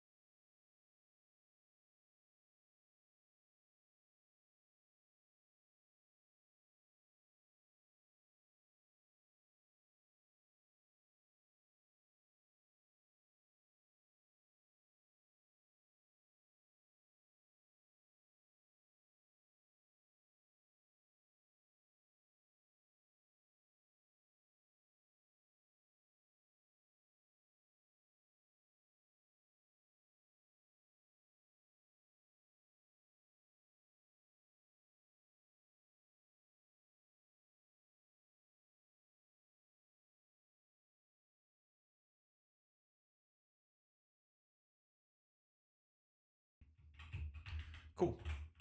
And then I wouldn't worry too much about like what's under. Right now we're doing cinematic, so you just want to build for the actual shot. However, if I end up shooting it and it shows, then I'll just build out in the bottom so it hides the fact that I just have a static mesh floating on the end of the water. But now that we have that in, the next thing we can do is start moving over to our foliage tool. So I'm going to actually click on the camera. I'm going to organize my outliner right here. So to do that, I'm going to add a folder. I'm going to name this cinematic. And then that has the camera, which is perfect. And I can also add Quinn in there since that's not really part of our thing. And then the next one I'm going to add in is called environment. So that will be our directional light, our landscape brush, skylight, sky atmosphere, and then my water zone, volumetric ocean, cloud, all that stuff into environment, which would leave only objects. And I will just name this objects. And then you can go down, shift click, and drag and drop. So now it's nice and organized. So now I'm going to go over to selection mode on the top left here and hit foliage. And inside foliage, I am then going to open up the content browser. And all you need to do is really just start dragging and dropping foliage into your scene. So just keep dragging and dropping the foliage you want to use. Don't feel the need to grab everything that you brought in. Some of them work, some of them don't. So just grab what you think fits the best. Cuckoo grass, kikuyu, not really sure. And then let me get the palms. After that, I can go over to European Beach folder and I can add in these as well. So I'm just going to go across. I don't want too many. Let's just grab maybe these 4. This tends to take a while. So just a heads up there. Whenever you're kind of dragging the trees in, for some reason, it always takes a bit to kind of add them in. So if your kind of project pauses because of it, don't freak out. It's completely normal. I do also want some bushes, so I'm just going to add a few of the bushes in as well. And then if you go over to DZ trees, you can click on the coconut tree, drag that in, and then drag the other coconut tree in, and there we go. Now we have a ton of assets to use. The first thing I'm going to do is actually unclick all of these, then click on our trees, and you're going to be granted a bunch of different parameters to adjust these with. For me, just to start off, I usually just paint and see what happens. And it looks bad. So we have 1, the trees are absolutely gigantic. 2, way too many of them popped up at once. So if you ever want to delete, you can do Control Z to back up, or you can Shift and paint again, and they'll disappear. The paint was just a left click on the mouse. So now, with all of them selected, you can move the paint density down to 0.1. And you can even go over here to painting density in the details and make this, I'm just gonna make 5 paint, and there you go. Only 1 popped up, which is what we want. We're not trying to shoot out a ton of these. And then now I'm going to, again, paint some trees. Click on one, shift click on the other to select them all. And the other thing we need to fix is the height. So if I click one more time, they are gigantic and we don't want them to be this big. So to adjust that, we just want to go over here and change the scale X value. So I'm going to make it 0.65 and 0.55 paint. And I think that is looking like a much better scale. So I'm going to unclick here and just paint these kind of just sporadically around. So we kind of get a nice little foresty look as we go all the way down our scene. And the idea here is not to add so many that we kind of blow out our scene. We're going to add a bunch of little ones as we go so it feels natural. Okay, so now that that has been added in, the next thing we're going to want to add in is going to be our bushes. So I'm going to click on one to the other, unclick, go over to our bushes, click, and then paint. And those are actually looking pretty good with how they are right now. So I'm just now going to scatter these in. to the forest. So it looks a little natural having them in here.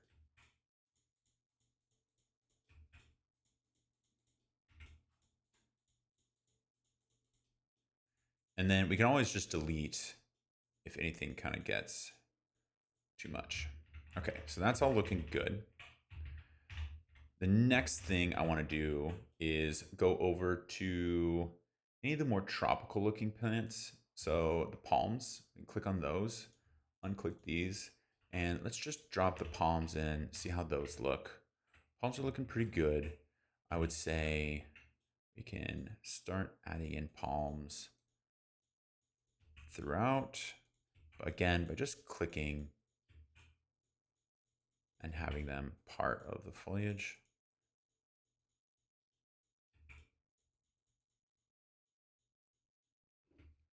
Cool. So now when I go back in here, I'm not really expecting it to look too good. There's definitely a lot of foliage in here, so we can definitely narrow that down and add a little more diversity and tailor a little bit. But this is a good way to start when it comes to kind of laying things out. So I'm going to back out and now go back into the foliage mode. And I'm going to uncheck here, check the bushes, and I'm just going to slowly kind of decrease the bushes in areas. So it feels a little more natural. And then I also think I can click on here, do the same thing, just to reduce the overall number. That is looking a lot better to me. Okay, now the next one is we can unclick all of these and click on our palm trees and bring those in. Those are going way too much, so I'm going to click on one.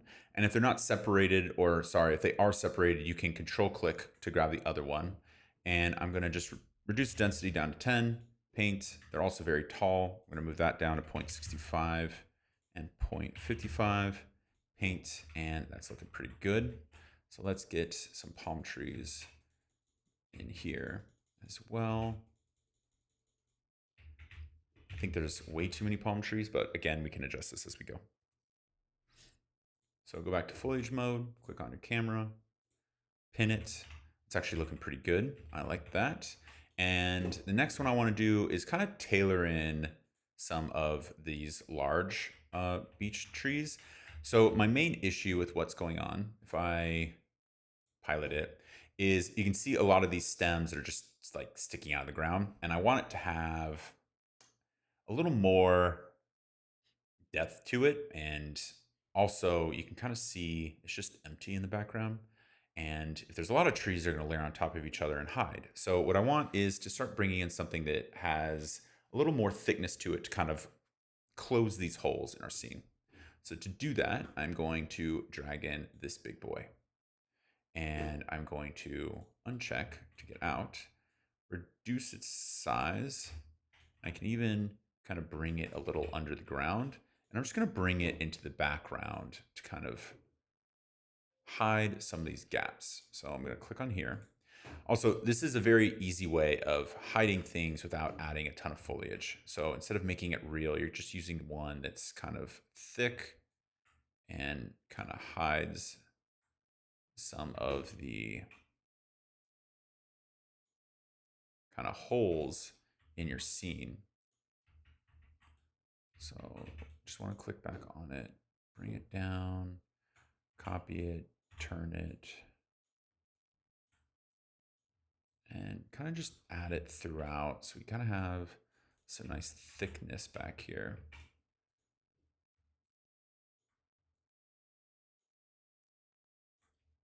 So instead of adding like 90 more of these trees, I'm just adding one.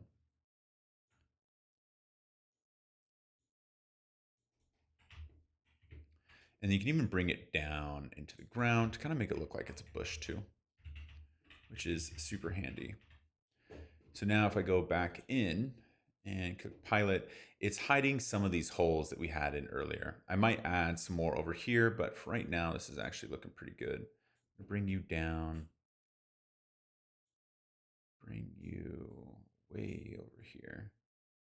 There we go. I can bring you a little higher. There we go. You can go down. You can go up.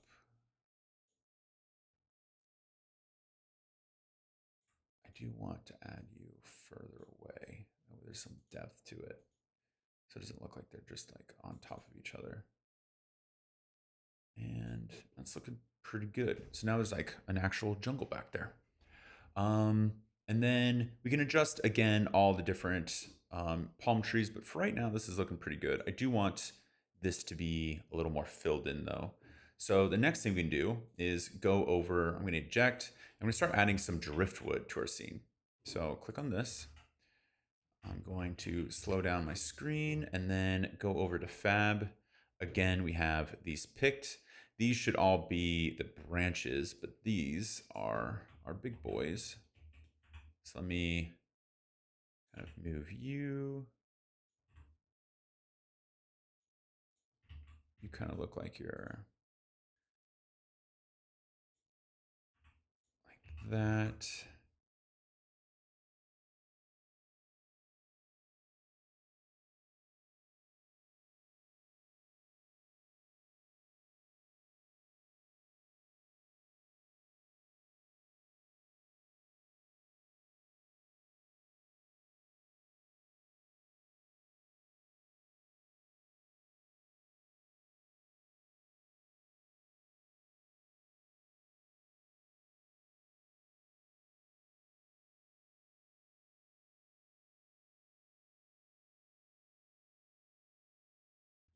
Like that. And then also, since we have a size reference for everything, we don't need the mannequin anymore. So I'm just gonna delete the mannequin.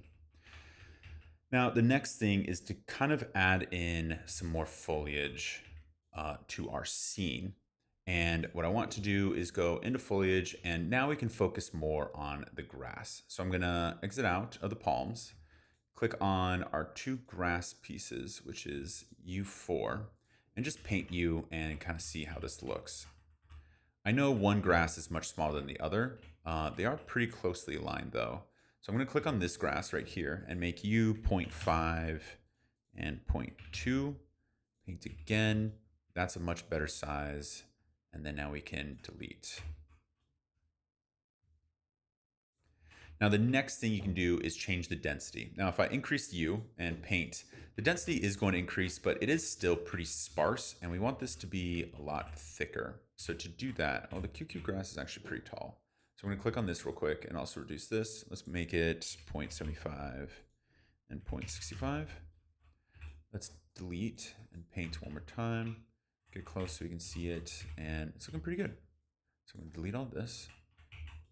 I'm going to bring you down to 100, which is our brush size. And then I'm going to paint you on our scene. Now, if you feel like it's a little too sparse and you don't like that, you can always click on this, Shift, Control, Control, Control, Control, and increase the density. In this case, I'm going to make it 250.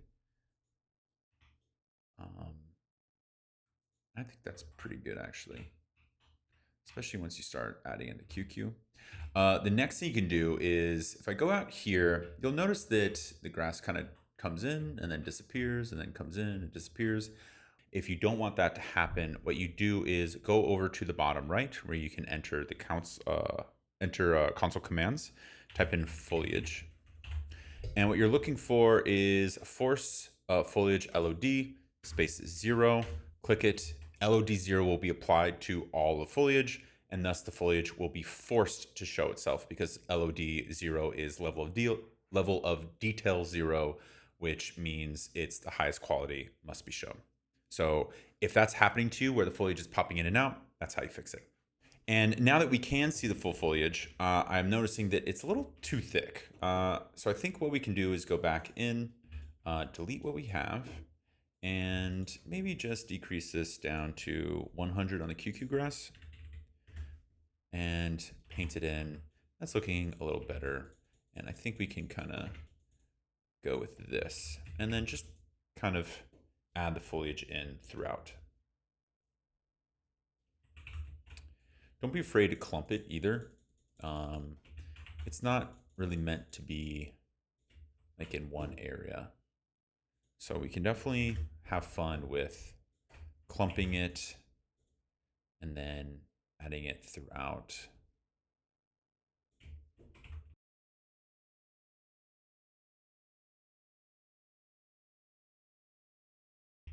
And now that that foliage is added in, what we're going to want to do is kind of just clean it up a little. So I'm going to bring this down to 10. So it's very tiny. Hit shift so I can start deleting and just kind of cull it out just a little bit throughout in different areas. So it's not so thick.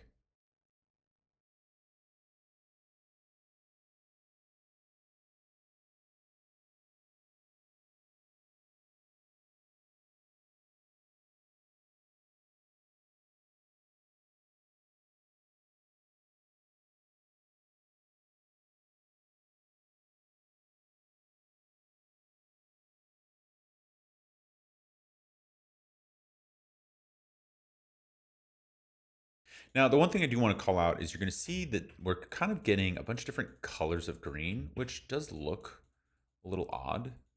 I wouldn't worry too much about that because we can adjust it towards the end. Okay, and then now just kind of thin the palms out. I kind of added, I got a little excited there. I think that works though. Let me delete this one so it's not, I kind of like that palm tree being standalone. Okay, cool. And then we can unclick the palms, click on our ferns, and start adding in the last piece of foliage to our scene, which is this right here. Ferns are coming in a little hot, so let me go over, make it 0.5, so it's half the size at 0.3, and just land some ferns throughout as well.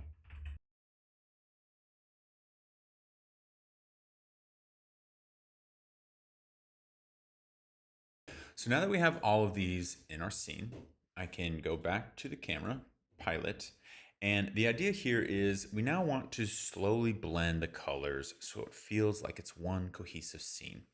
And what I mean by that is we can clearly tell that the green on the palms versus the green on the background, the brightness on everything, everything's kind of all over the place because they're different meshes and they weren't meant for the same scene. So what we need to do is go in and adjust these meshes so they do look like they're meant for the same scene. And the first place to start by doing that is to switch from lit to unlit and look for the majority of your color, especially if that color is accurate. So I really like the darkness of this top half. I don't like the brightness of the bottom half. And the idea here is to adjust it so it all looks alike. So to do that, I'm going to do Control Space. I'm going to first go to my grass. So Control Space, sorry, let me go back. So I went a little fast. Control Space. In Fab, I'm going to click on any of the objects that I feel like are too bright, which is this grass. I'm going to click on that grass. And then once I click on that grass, you're going to see this menu pop up. And I'm going to click on this top one right here, which is then going to bring me here. And I'm going to click on base color controls, and click this on. And this is what's going to allow me to really adjust the overall color of our scene. So now I can adjust the saturation. So it's going to be saturated or not, and adjust the brightness. And the number one thing I want to do is adjust the brightness throughout so it fits the brightness of the scene. Now, for right now, that looks good to me, although if I do want to make any further changes, I can. So I'm going to save, go out, and do this for all of my foliage. So now we're in the ferns. The ferns are a little bright as well. I can go over here, reduce the brightness, reduce the saturation just a tad, and then I can also do different tints as well. Split base controls. There we go. There we go. Branches. Actually, I don't need to do that. I think this is looking good. And then if you ever want to test, I just switch back to lit to kind of see how it's shaking up. They're still a little too bright and a little too kind of bright green. So I'm going to go back to unlit and adjust the brightness more.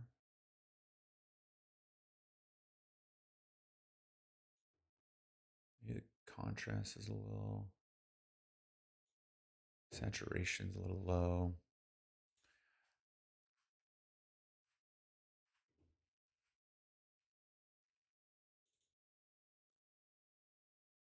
Then you can also adjust the color.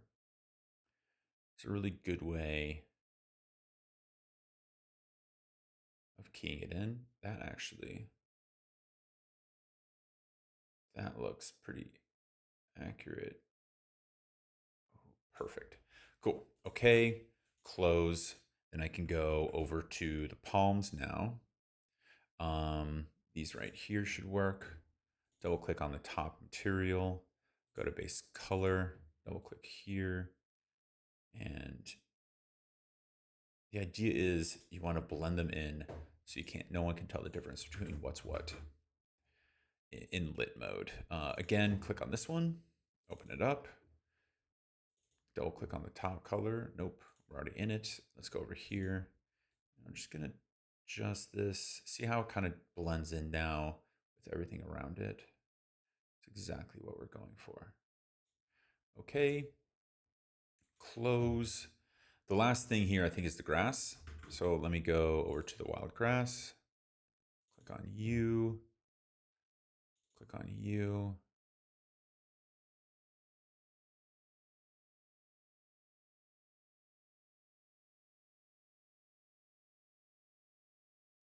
Let's see how that looks. And I can close, switch to lit.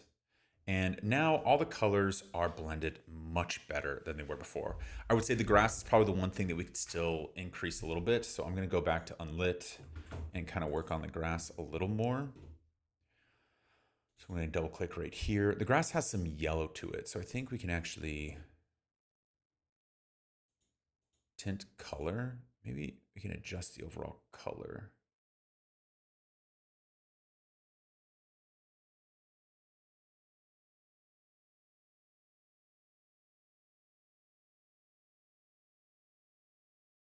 I think that's fitting in a little better. And now the cuckoo grass is probably the one that's going to stand out. Let's see.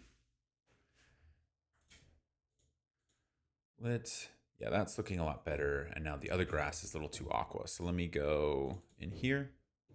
Same thing, double clicking, going over. This is going to be called the tint base color. We can go here and I'm going to double click, go over to lit mode. Doing it in non-lit is just a nightmare. Avoid that. There we go. Perfect. Save. Close, lit, and voila. Now our scene looks much more cohesive than it did before, which is exactly what we want. So now the next thing we can do is start adding in some pebbles and some branches to kind of finish out the overall look. So I'm going to go into foliage mode and I'm going to eject from the camera so we can move around freely. I'm going to unclick all of this. Sorry, click the branches. Let me paint the branches real quick so I can get an idea of what we're looking at. And actually on that note, I'm gonna exit, set a camera, lock it in, go back into foliage. And then how many branches did I just paint? Oh, good, not too many. All right, perfect. So I'm gonna start adding some branches around where you'd imagine branches to be.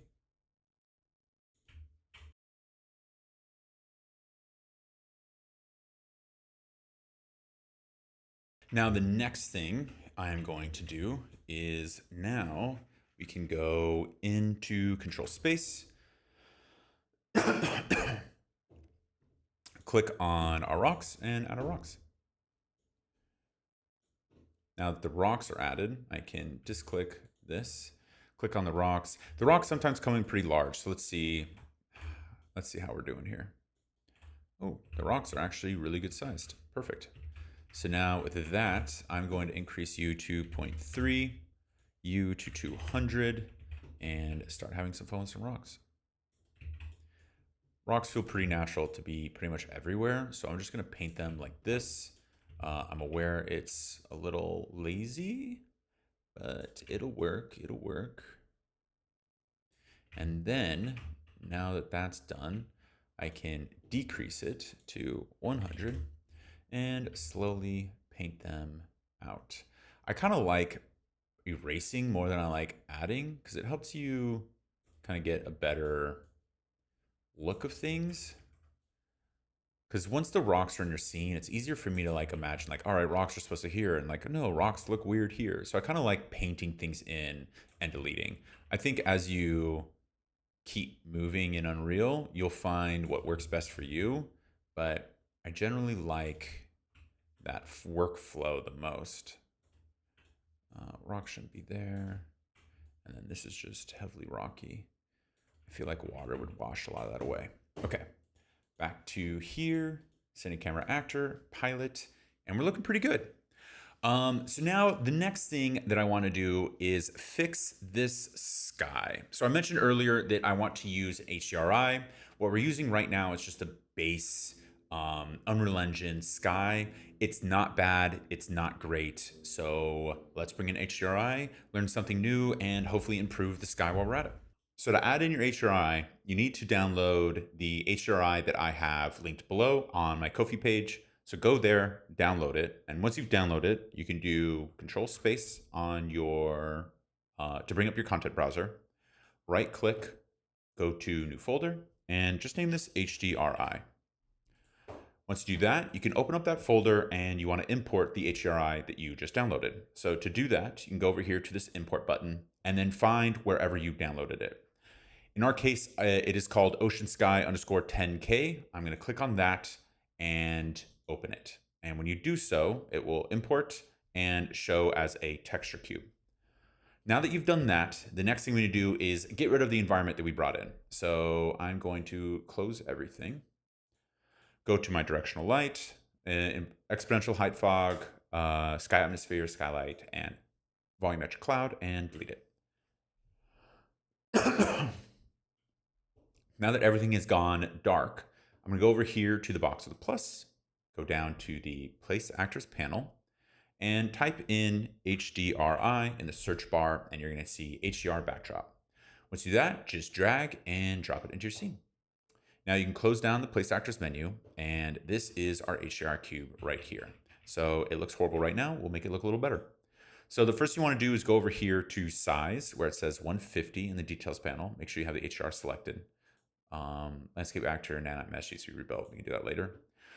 So size, and make this 4,000, and it's going to be much larger and start illuminating our scene. Once we do that, we can kind of move it around a bit and then drop it below our ocean like this.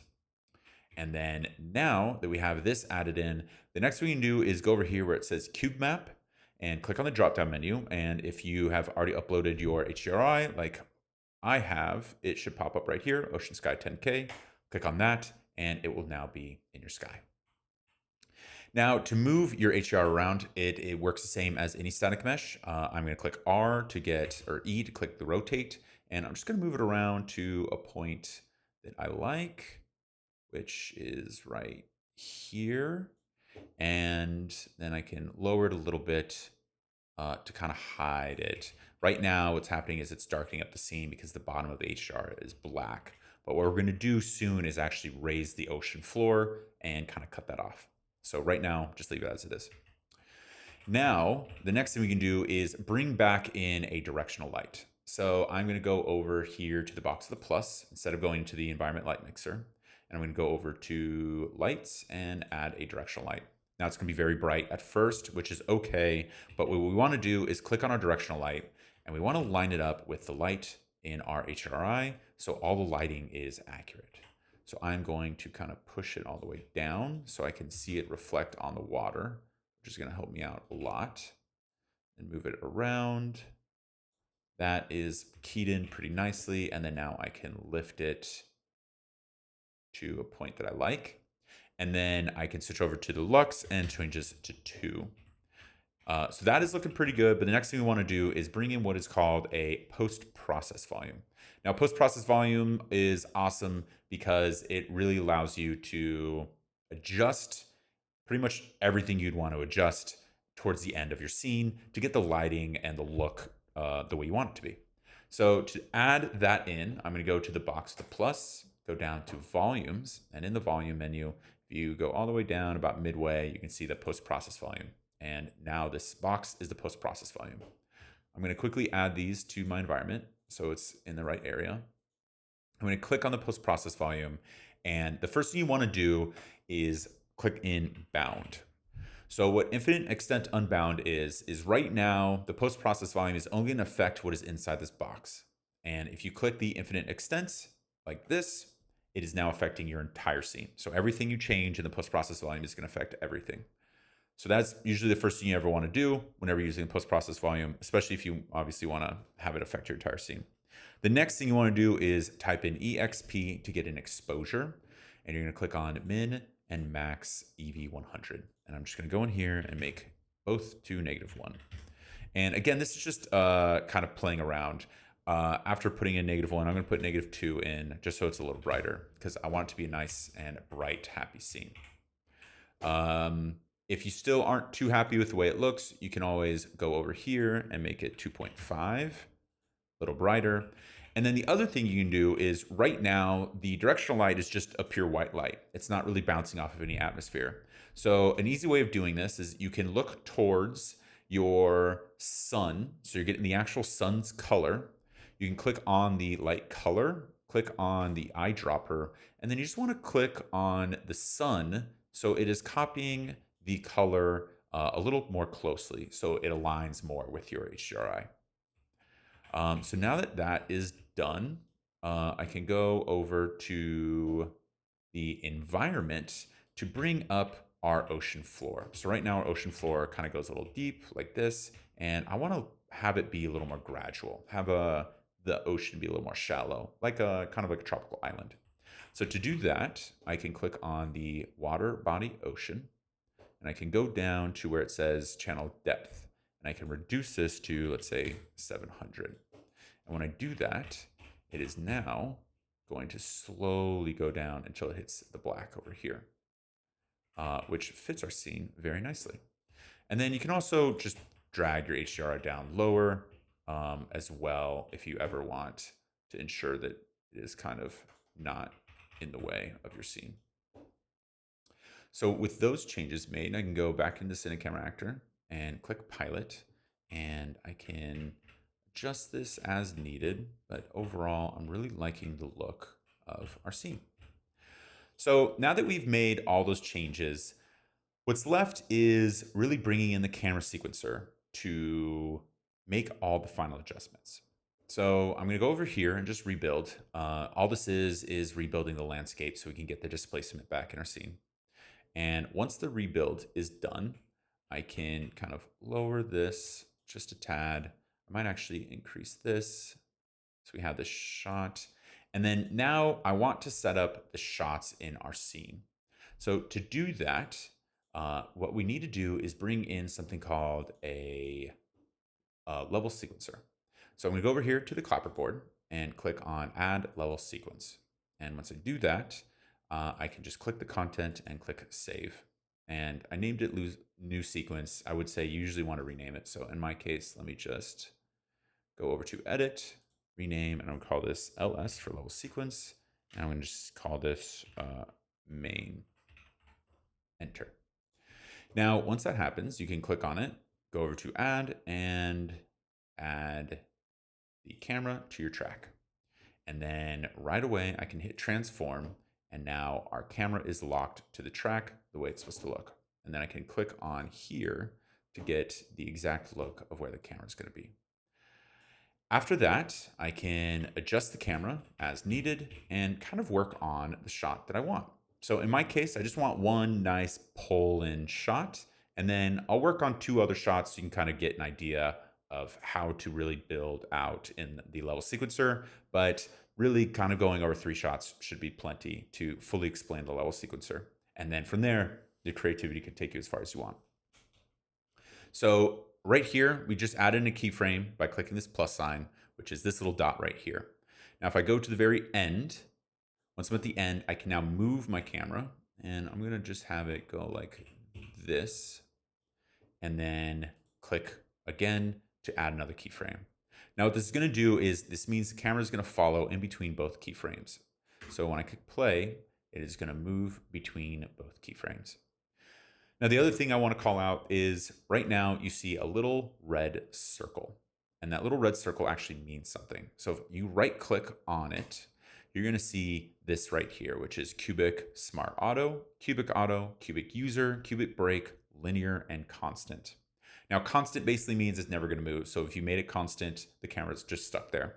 Linear means it is going to stay at the same speed between A and B. And right now, Cubic is actually going to have a slow start, go fast, and then slow down again. So let me play it one more time so you can kind of see it. This is Cubic, which means it's going to have a slow start. So when I click play, it's going to go slow, and you see it kind of speed up, and then it slows down towards the end. That is what Cubic is.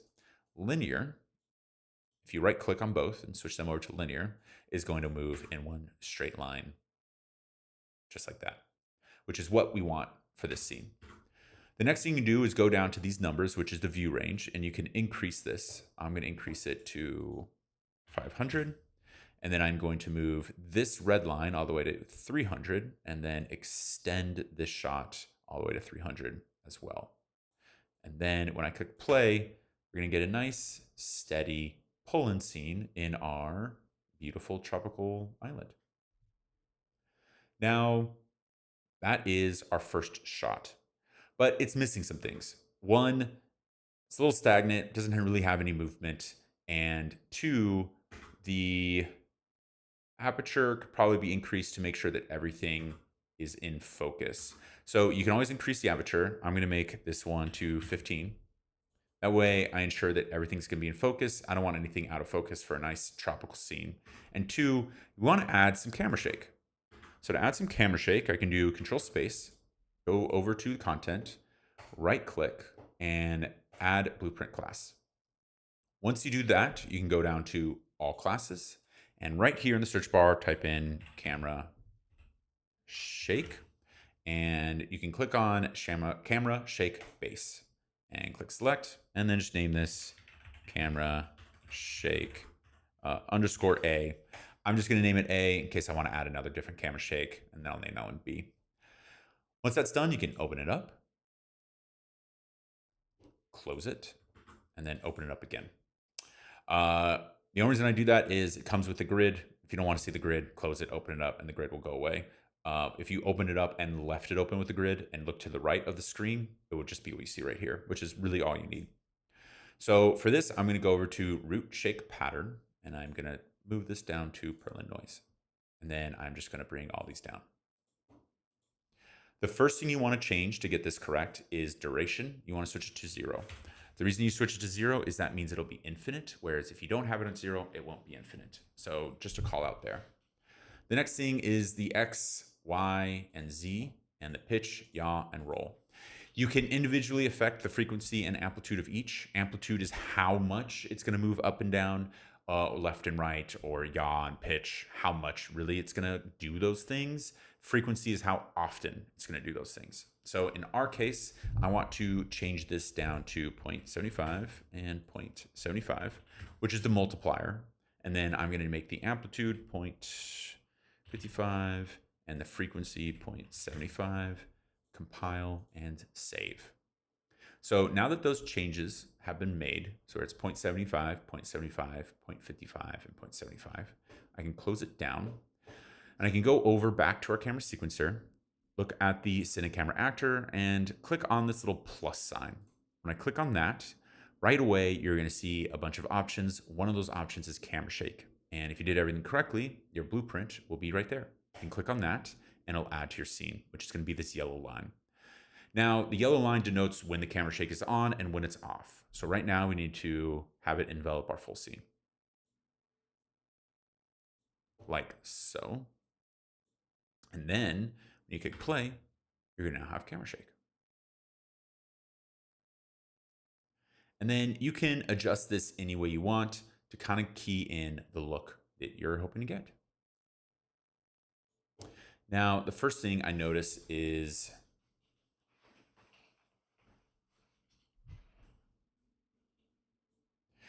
now the next shot that I'm going to do is going to be a top-down shot. So real quick, I'm just gonna have a quick top-down shot, kind of zooming in, and then maybe some more like focused on the trees. So now that that shot is done, I can close this, go back up to camera sequencer, add a level sequence. I will name this ls underscore, I guess shot 2, and then click save.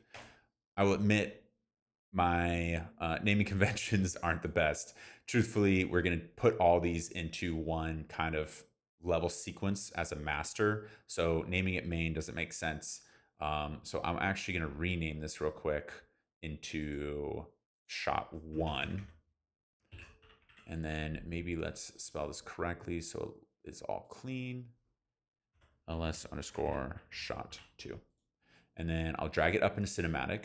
And again, you can add the exact same camera. So I'm going to go over to the add button, and if it would let me find my actor track, cine camera actor, and then I can now move this camera to be top down.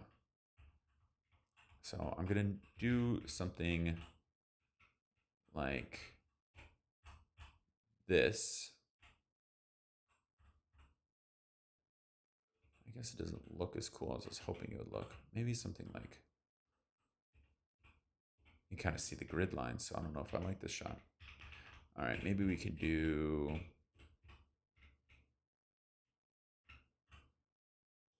let's do a zoom. So let's go like this. And then we can go over here to the right and kind of increase the focal length. Maybe let's do 85. And then we can keep it right here. I can keep the current aperture to this, and I'll just place the transform, go over to the end of our playhead, bring down our speed so I can kind of key it in the way I want it to look. Like here. And then let's see how this looks. Shot goes. I like that. And if we add some camera shake, we can make this look pretty nice. Okay, cool.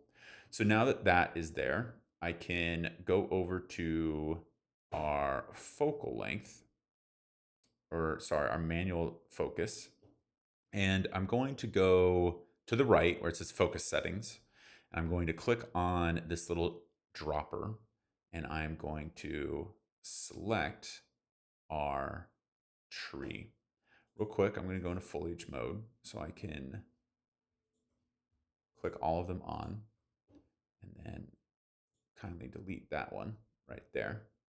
Go back to selection mode, click on our camera.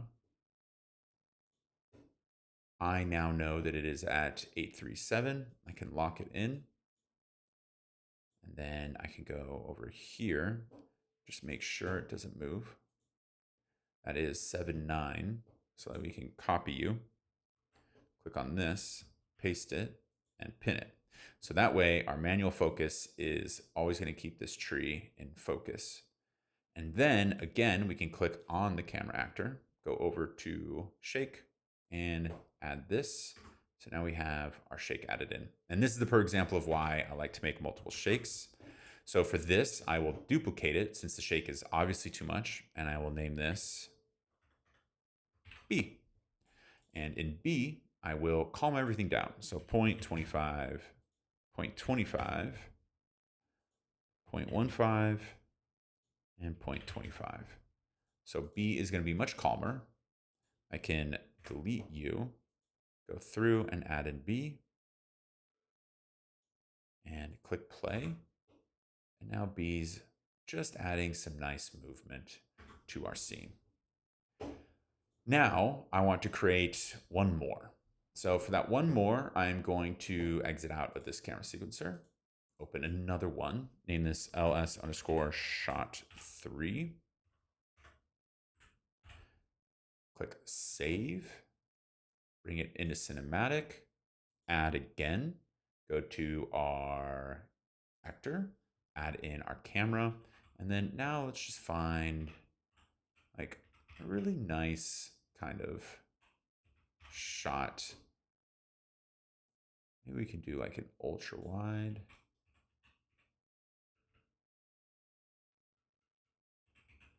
Yeah, I think that works. So let's start here. Click on the transform, go to the very end.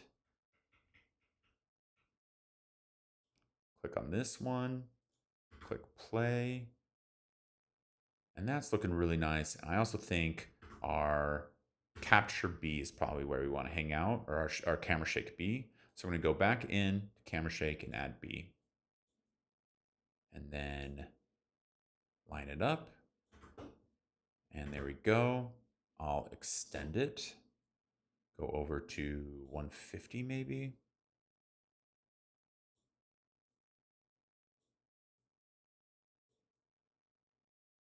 There we go. And then let's see how that rolls. Let me go all the way down here and make it linear.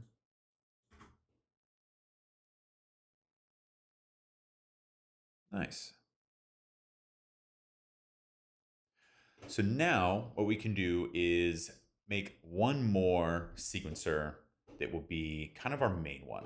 So I'm going to go back, do add little sequence, do ls_main, bring this one in. And then right here, I can go over to add and add in what is called a shot track.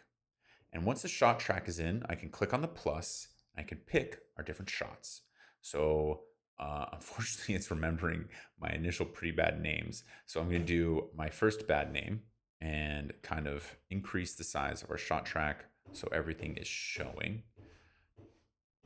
And then I can bring our red bar across, go to the end, add in our shoot 2, make sure it's all together, and then add in our shoot 3, make sure that's together, and then let me just end the playhead, and here is our shots. Now, if you ever want to be able to view this, you can click this little camera right here, and it will make sure that every single shot is being played in a row. So now it's going to go from shot 1 to shot 2 to shot 3. And there we go. Now, if I had to pick when I'm going through this, I would say shot 2 and shot 1 seem perfectly fine to me. I don't necessarily know if I need any other shots. Maybe I can do one that's kind of headed towards the beach from the ocean. Shot 2, I'm not really feeling too much. And this is where it's kind of fun playing with Camera Sequencer because you can quickly iterate on different ideas. So now I can go back to shot 2 and open shot 2 up. So I can close down this sequencer, click on shot 2 and go over here to open level sequencer. So now we're in shot 2. I can click right here to kind of get that keyed in. And I can just delete both of these keyframes so it's no longer locking my camera in place. Now that that is done, I can click on this to make sure I am on the camera. So this is kind of playing the viewport. This is going to play the actual camera actor or the actor. And then I can go down and maybe I can go over here, adjust this back to maybe 35. It is going to keep being like this until I can kind of lock in a good scene.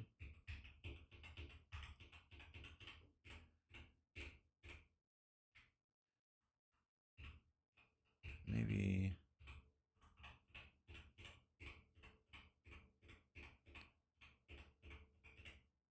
I can do something like this. So I'm going to start right here with our transform. And then I'm going to go, oh, the other one does not look like it's happy. All right, I can delete this one. And then I can go across like this. And now it's going to go like that. Perfect. I can make it linear and then extend this to 300, extend both of these, extend the actual scene itself, click play, and it's looking pretty good. Now, the other thing I can do to kind of add a little more visual interest to this is I can increase the bokeh, and by doing that, it is going to be the aperture. So I can switch this aperture to 1 for say, and you're going to see how much more kind of blurred the foreground is, which is looking pretty good. So with this at a 1, I now just need to make sure that our focus is going to be accurate. So to do that, I want to click on my camera, click on the little eyedropper, and click on our main scene. It is actually saying 7.9, which is perfect. So I'll just type that in, key it in, go to the very end and do the exact same thing. Eyedropper, click on the actual mesh we want. It looks like it hasn't moved at all. Let me just double check. Yeah, it hasn't moved at all. Just paste it in, copy, and now we have a new scene. So now that we switched that scene up, if we go back to main, so let's close this sequencer, go back to our main one, open it, and if I click play, it will play this scene, cut to the new scene we just created, since we created it in the exact same one that we added before, and then it'll cut over here, which is perfect. So only other thing that I would note is it's a little weird that this is going in this direction and then this is going in the opposite direction. When it comes to editing, you kind of want motivation to be there. So it's pushing forward, then to the left, and then you want this one also to be the left. So I'm just going to go in here, click on this, open sequencer, and switch these keyframes. So one is going to go all the way over here. The other is going to go all the way over here. Go back to this one. And now it's going to go in left to right and left to right. Perfect. And then just to end this, I'm actually going to swap you, have it go left to right, and then pull back from this scene to kind of reveal our full beach. So I'm going to click here, open sequencer, and just do the exact same thing. I can just move the keyframes across like so. And then go back to this one, open, and it's going to go left to right, full reveal, showing the full beach. Perfect. So now that that is done and we have the motivation between all our scenes and our full shot done, the next thing we can do is kind of final touches. So the reason why I wait for final touches at the very end is mainly because you don't know what's going to be in scene and you don't want to waste time fixing things up that aren't in scene. In this case, now that I have the shots finished, I know exactly what is in each scene and I can focus on perfecting each scene as best as I can. So now that that is done, I'm going to go through and use everything that I've already taught you to kind of perfect the scene as much as possible when it comes to either adding a new foliage, kind of designing it a little more, moving the beach back a little, adjusting the rocks, really anything to kind of make the scene just a little better. So now what I'm going to do is not necessarily be teaching you step by step. I'm just going to kind of show you all kind of sped up all the little changes I make before I jump into rendering.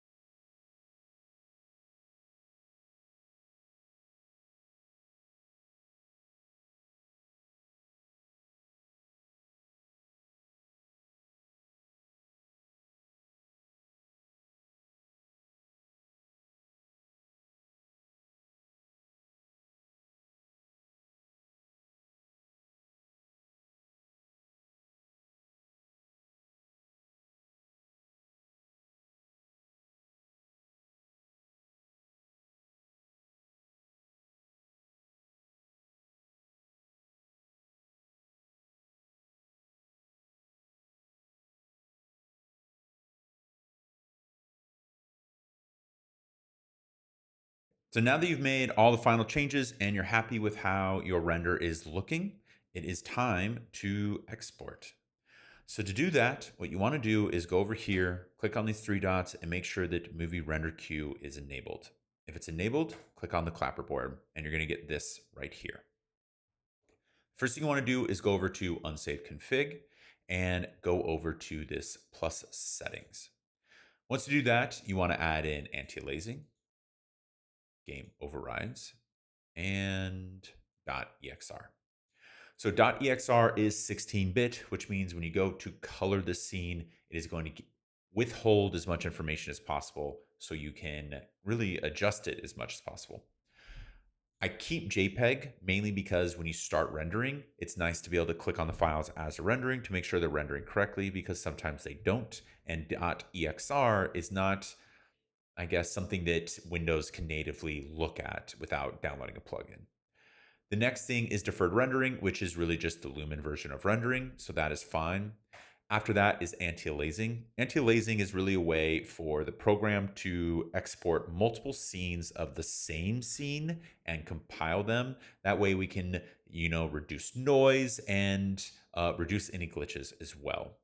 And then the last one is game overrides. Game overrides is pretty much maxing out your settings so you're getting the best quality possible. So it says use LOD 0, level of detail 0 is the highest level of detail, things like that. Cinematic quality settings, so it exports as beautiful as possible. So for .exr, you don't need to change anything once you add it. Same with JPEG, same with deferred rendering. In anti-aliasing, what you want to do is actually adjust the temporal sample count to, for this, I'm just going to do 12, and then override to get rid of the warning. After that, you have game overrides, which is completely fine, and then output. Now, output, you can pick your output directory. That is where it's going to go. So I'm going to click on this real quick, go over to where I download or where I export. And then in here, I'm just going to name this 012 underscore beach tut. And open that up and select the folder. After that, you have the output resolution. I definitely suggest keeping the output resolution at HD. If you want to go higher, you can. I do want to warn you that the higher you go, the more likely chance of it crashing. In my case, I'm actually going to go higher at 250 and 144.0. Once that is done, you can click accept and then click render local. Now it's going to take a while to render, but once you render, what's going to happen is you're going to get individual frames for each really export of this. So if you did, I don't know, 1,000 different frames, you're going to get 1,000 different images that you can then bring into your editing software to compile into an actual video. So a lot of people, when they're first in Unreal Engine or really any animation suite, they assume it's going to export in videos. It doesn't. It actually exports in high quality images that you can then compile in a row to create your video. Now, to end this tutorial, I am going to teach you how to actually get your video in DaVinci. DaVinci is completely free software, which is why I focus on using it. I am not going to be diving into how to use DaVinci Resolve in any real detail. I'm just going to be going through how the workflow is from Unreal to Resolve, so you can really just do minor color grading and export your video. So if you are interested in that, that is coming up next once this renders.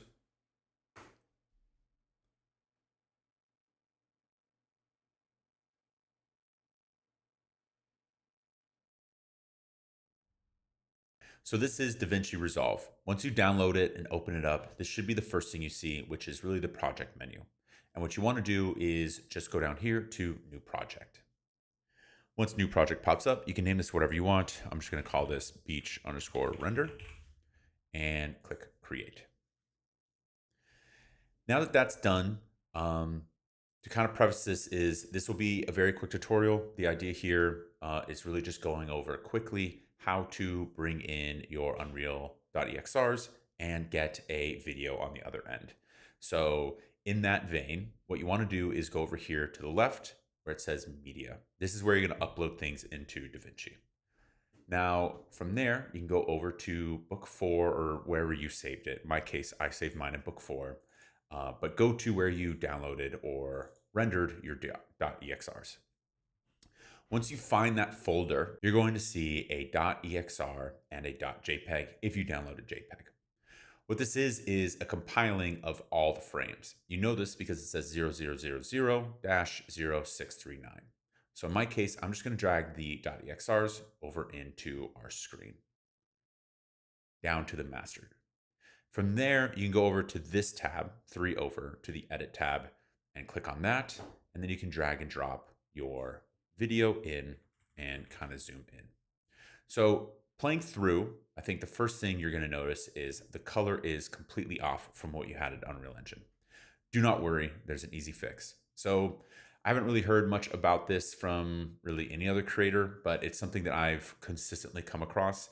And what you need to do is actually switch the color science so it reads it correctly.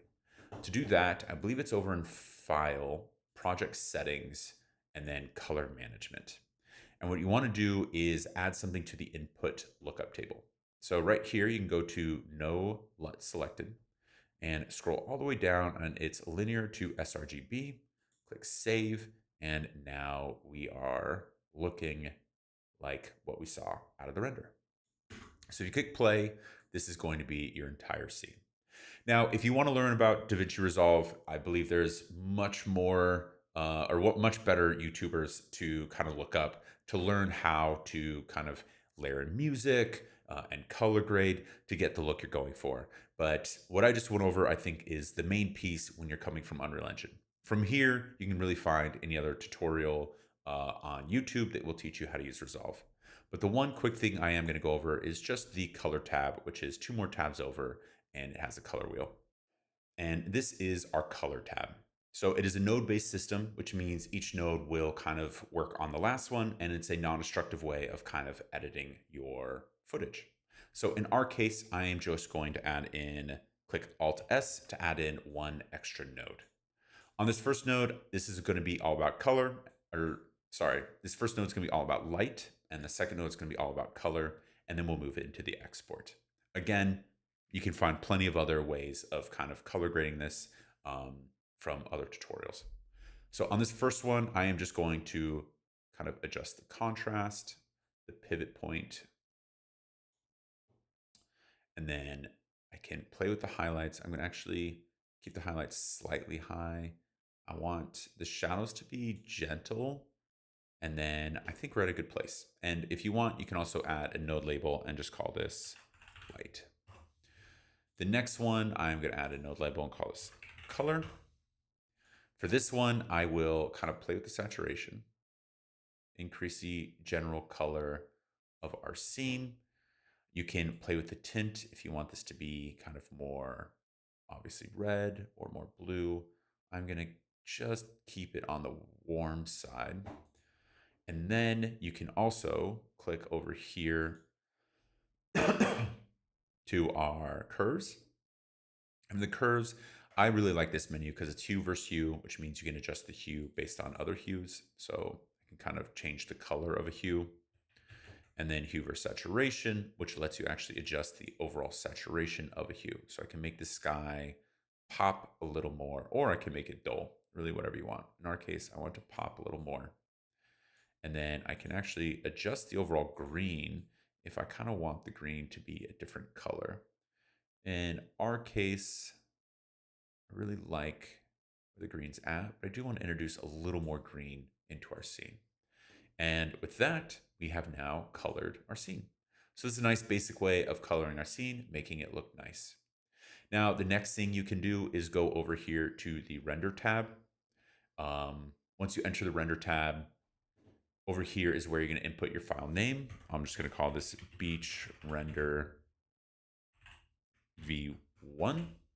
You can choose your location. So I'm going to choose my location real quick by going over to export albums, YouTube, creating a new one. So this is 8/27/25 underscore beach tut. Open that up, save, and then I would say for the most part, the basic one that they present with you is the best one. If you want, you can always change your bitrate to slow or very fast. Slow is usually, I believe, higher quality. Fast is lower quality. In our case, I'm going to keep everything the same as it comes. Just click Add to Render Queue. Once it goes Add to Render Queue, you're going to see this job pop up here on the right. And if you just click Render All, you have now rendered your very first Unreal Engine scene.